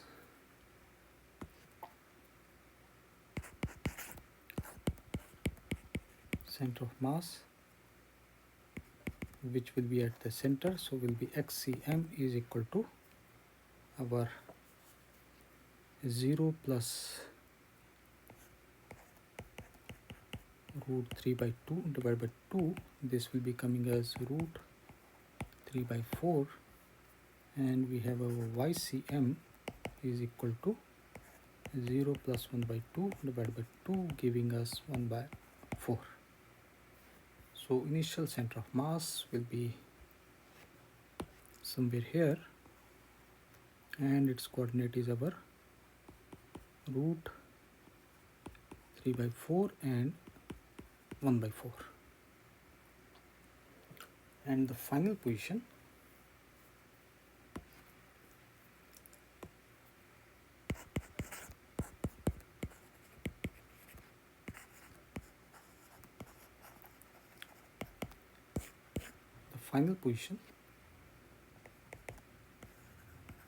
the end B will be at 1, 0, and A will be at same.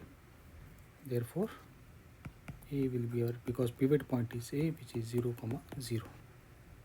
Therefore we can say that our XCM will be equal to 0 plus 1 divided by 2, giving us 0.5, and our YCM is equal to 0.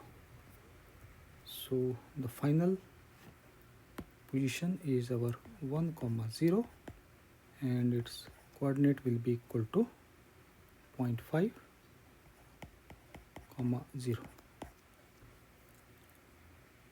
Now we can use conservation of energy.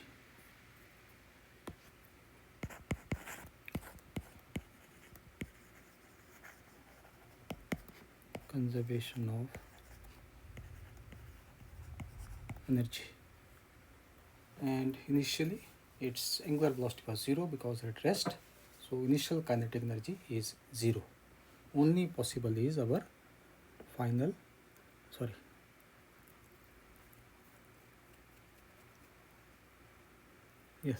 initial potential energy will be present, but initial kinetic energy will be 0, and that will be equal to final potential energy plus final kinetic energy. So conservation gives us that initial potential energy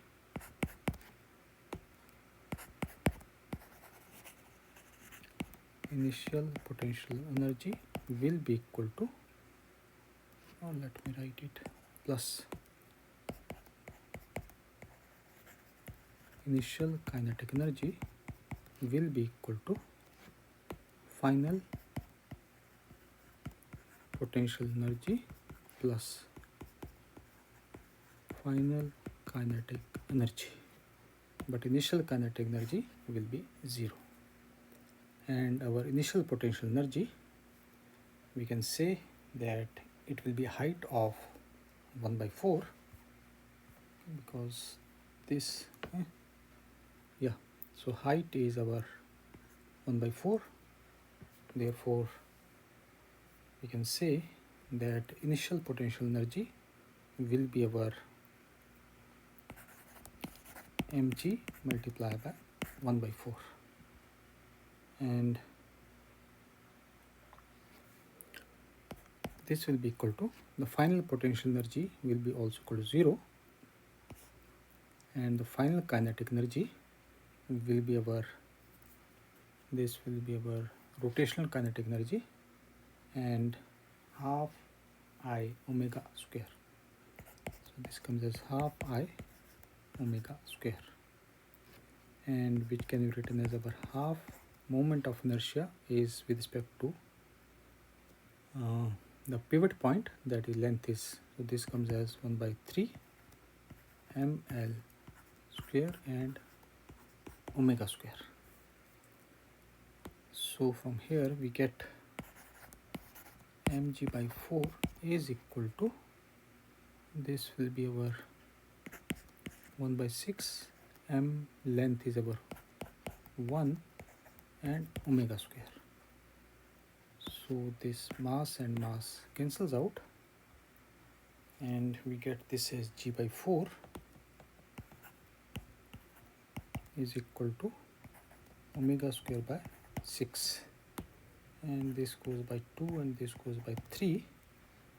Therefore we can say that our omega will be equal to 3g divided by 2 and its square root. But this is given to us as square root of n. Therefore we can say that the value of n is equal to 3g by 2. So this comes at 3g 10 divided by 2. This 10 goes by 5, giving us value of n is equal to 50. So value of n is our 50. Next question.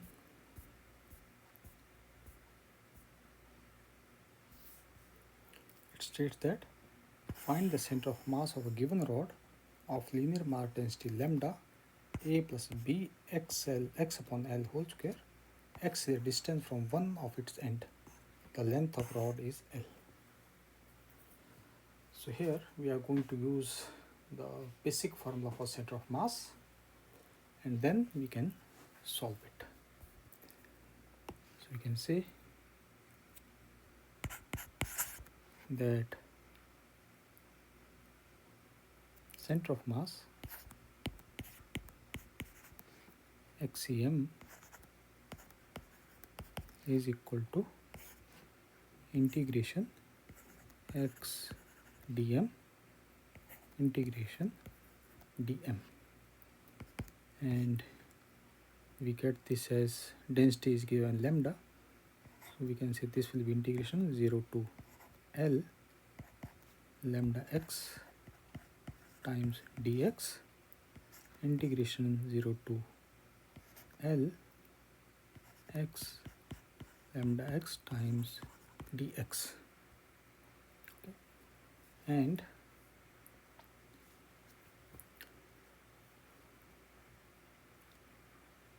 we are given that our lambda of x is equal to a plus b x square upon L square. So first of all, let us find out the total mass of the rod, because it is varying with the, you can say, linear mass density. So we say that total mass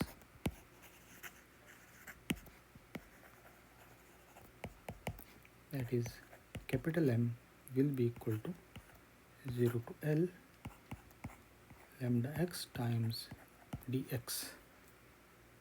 So we substitute, we get this as 0 to L and we have this as a plus b x square L square and dx. The first will be coming as AL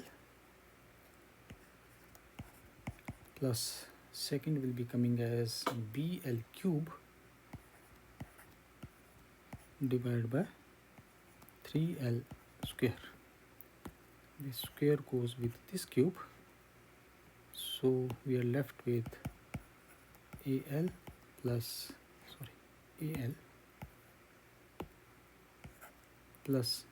B by 3 times L. So we get that total mass M will be equal to L, and we have this as A plus B by 3. Now we can find out the moment about the origin. That is basically our numerator. So we can say that our 0 to L x lambda x dx, which comes as 0 to L x times a plus bx square divided by L square, and this is our dx. We multiply throughout by x. This gives us 0 to L ax plus bx cube divided by L square, and this is our dx. So this will be coming as a L square by 2 plus this will be bl 4 divided by 4L square, and this cancel by square, so we get L square, and we have a by 2 plus b by 4. Now we simply substitute their values because we found out our numerator as well as denominator. So we can say our XCM will be equal to our L square a by 2 plus b by 4 L a plus b by 3.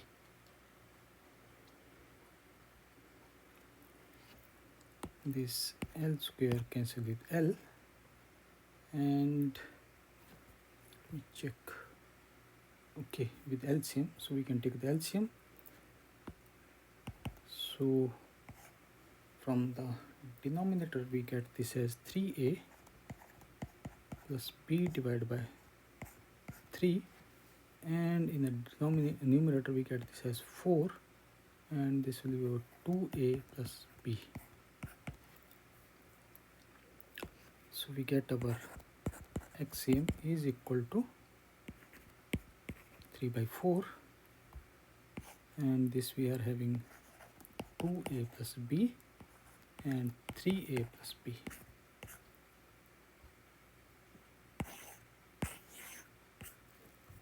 Three by 4. L is missed my L. Yes, L is there. 3L by 4, 3L by 4, and we are having 2a plus b. Option 2 is correct.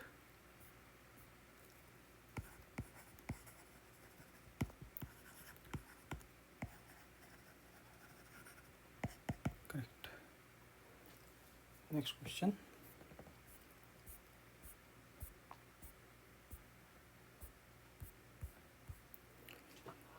We are given that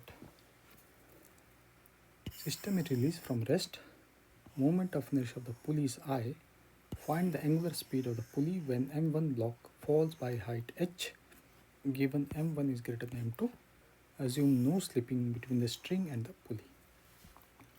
So we are given that M1 falls by height of h, and we have to find out the angular speed of the pulley, which is our omega basically. And so we have our initial condition.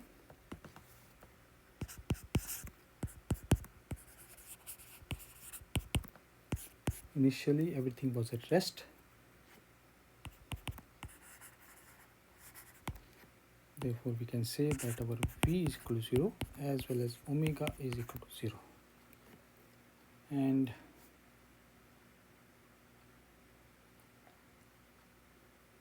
as there is no slipping, therefore we can write that V is equal to R times omega. Okay, and R is the radius.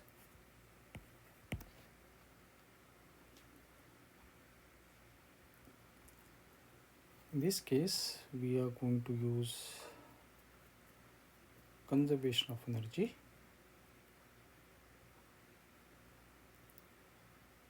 Okay, First of all, let's find out the initial potential energy.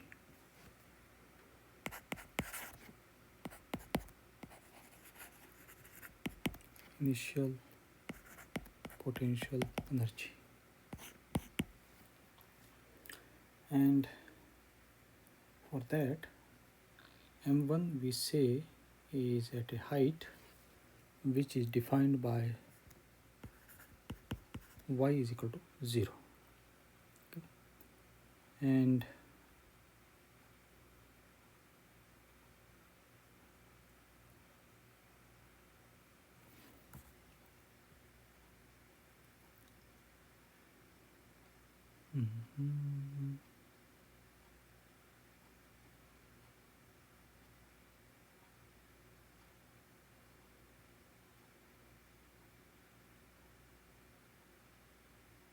okay, let me rephrase this, that we assumed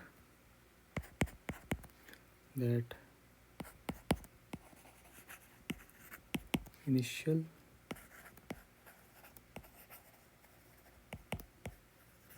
position of m1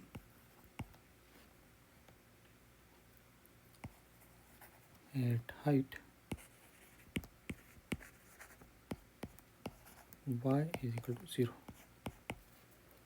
and the initial position of our m2 we are going to make an adjustment such that at least it is able to rise through a distance of h. So we can say that initial position of m2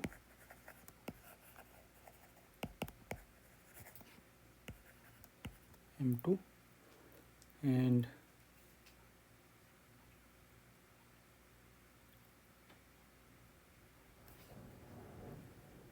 one second.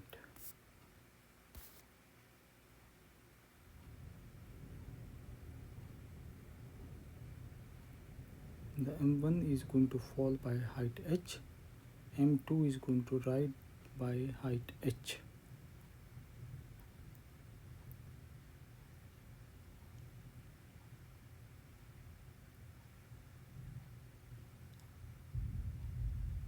Yes. So for initial position of m2, we are going to say that if m1 is at, let us call this as y1, m1 is at y1 is equal to 0, then m2 is at some height at y is equal to 0. One second. If m1 is a height y1 equals 0, m2 is at a height determined by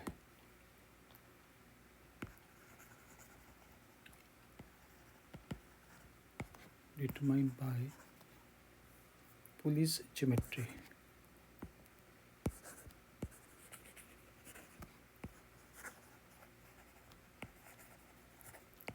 Pulley's geometry. Therefore, we can say that assuming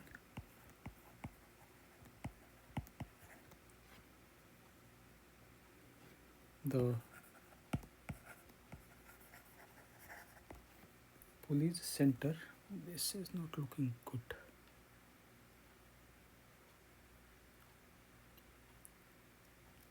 Assuming the Pulley center, okay, assuming the Pulley center is at a height such that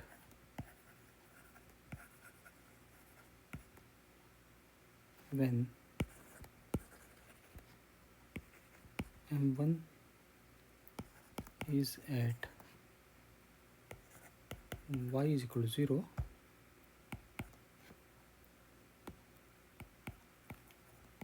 m2 is at y is equal to h. Therefore, we can say that initial potential energy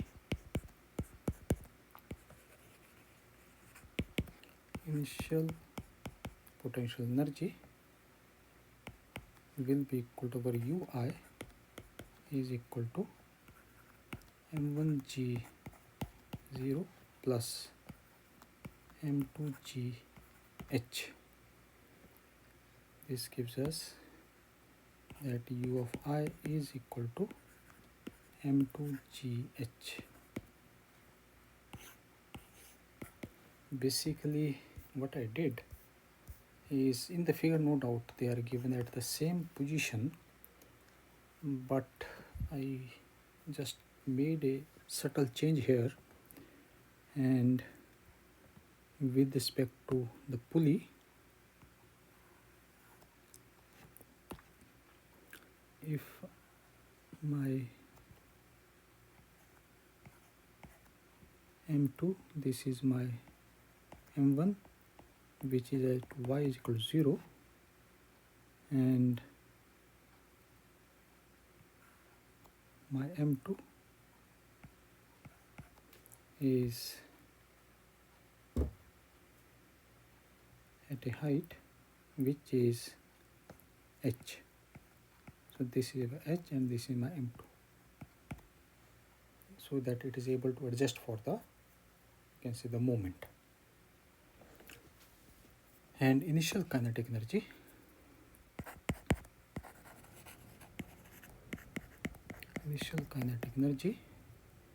that is a k initial will be equal to 0. Now we come to the final potential energy.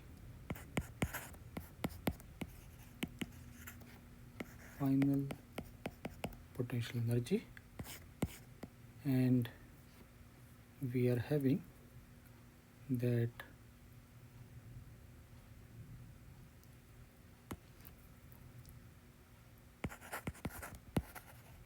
after m1 falls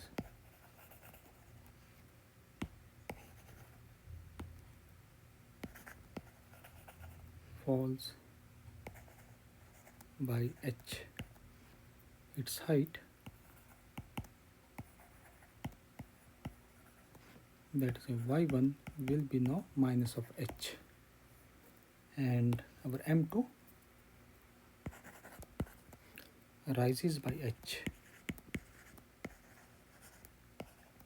Therefore, height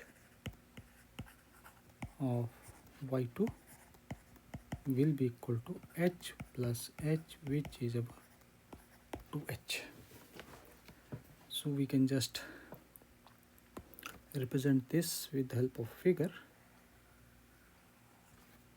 and initially we said that our m1 is at y is equal to 0, and it is going to fall by a distance of h.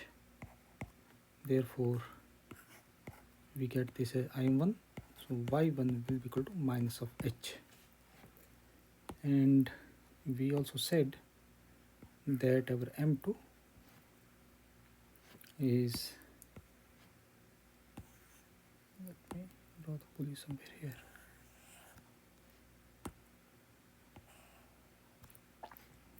So my m2 was already at a height of h with respect to my m1, so it was already here. This is my m2, and as m1 falls downward, m2 is going to rise by the same amount h. So my m2 will be somewhere here. Therefore, this total height becomes 2h. Therefore, we can say that final potential energy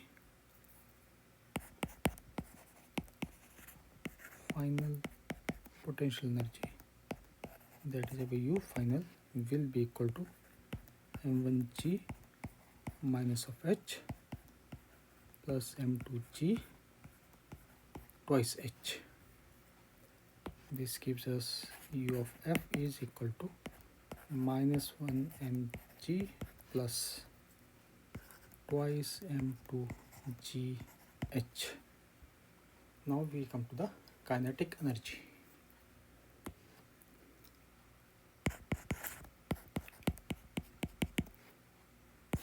Final kinetic energy. Final kinetic energy. So both are going to move m1 and m2 by the same velocity v. m1 and m2, they are going to move with the velocity v, and our v will be also equal to omega times r. Therefore, we can say that for masses, we can say our k masses will be equal to half m1 v square plus half m2 v square, and we get this as our half m1 plus m2. V can substitute by omega r, so this comes as omega square and r square. And next is our pulley. And kinetic energy of our pulley will be equal to half I omega square. And therefore, final kinetic energy, total final kinetic energy,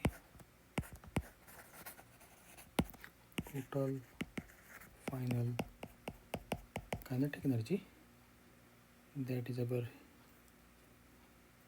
K final will be equal to 1 by 2 m1 plus m2 omega square r square plus 1 by 2 I omega square.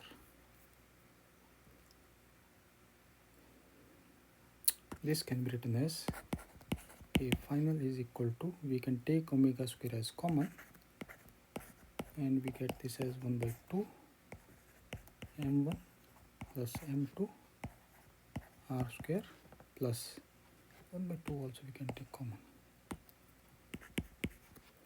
plus I. Now we can use energy conservation.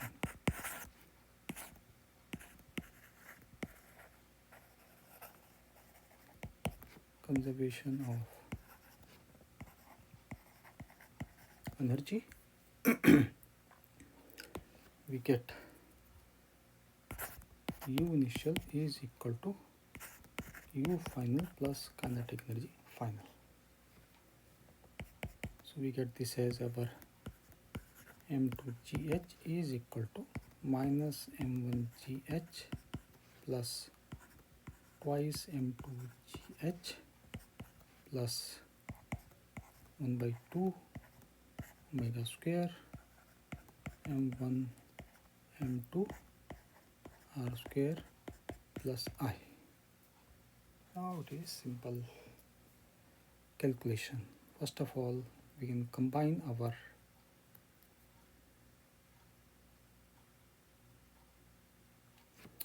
this is our m2 and this is also m2 and this is m1, so we combine to one side and we get this as our m1 minus m2 gh is equal to 1 by 2, and we are having m1 plus m2 r square plus I omega square. Therefore, we get omega square will be equal to twice m1 minus m2 gh, and this is our m1 plus m2 r square plus I, and this we can write as square root.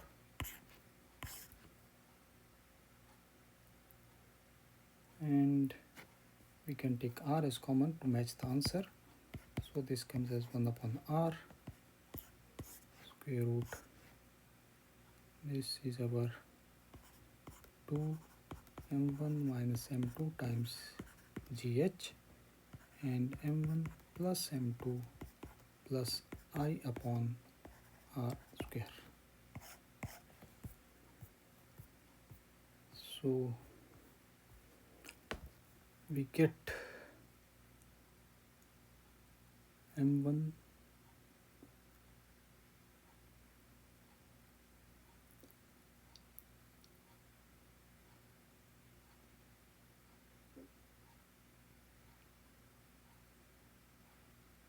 option number 1 is correct.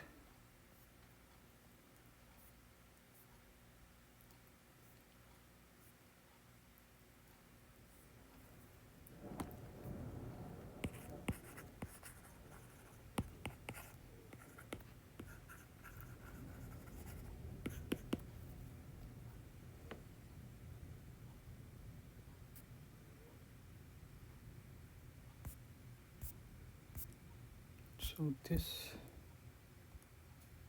completes our all the 14 questions for part second. In the first part we solved 17 questions. So this completes all the questions from the year 2020 mains. Okay. And yeah, that's all. Thank you.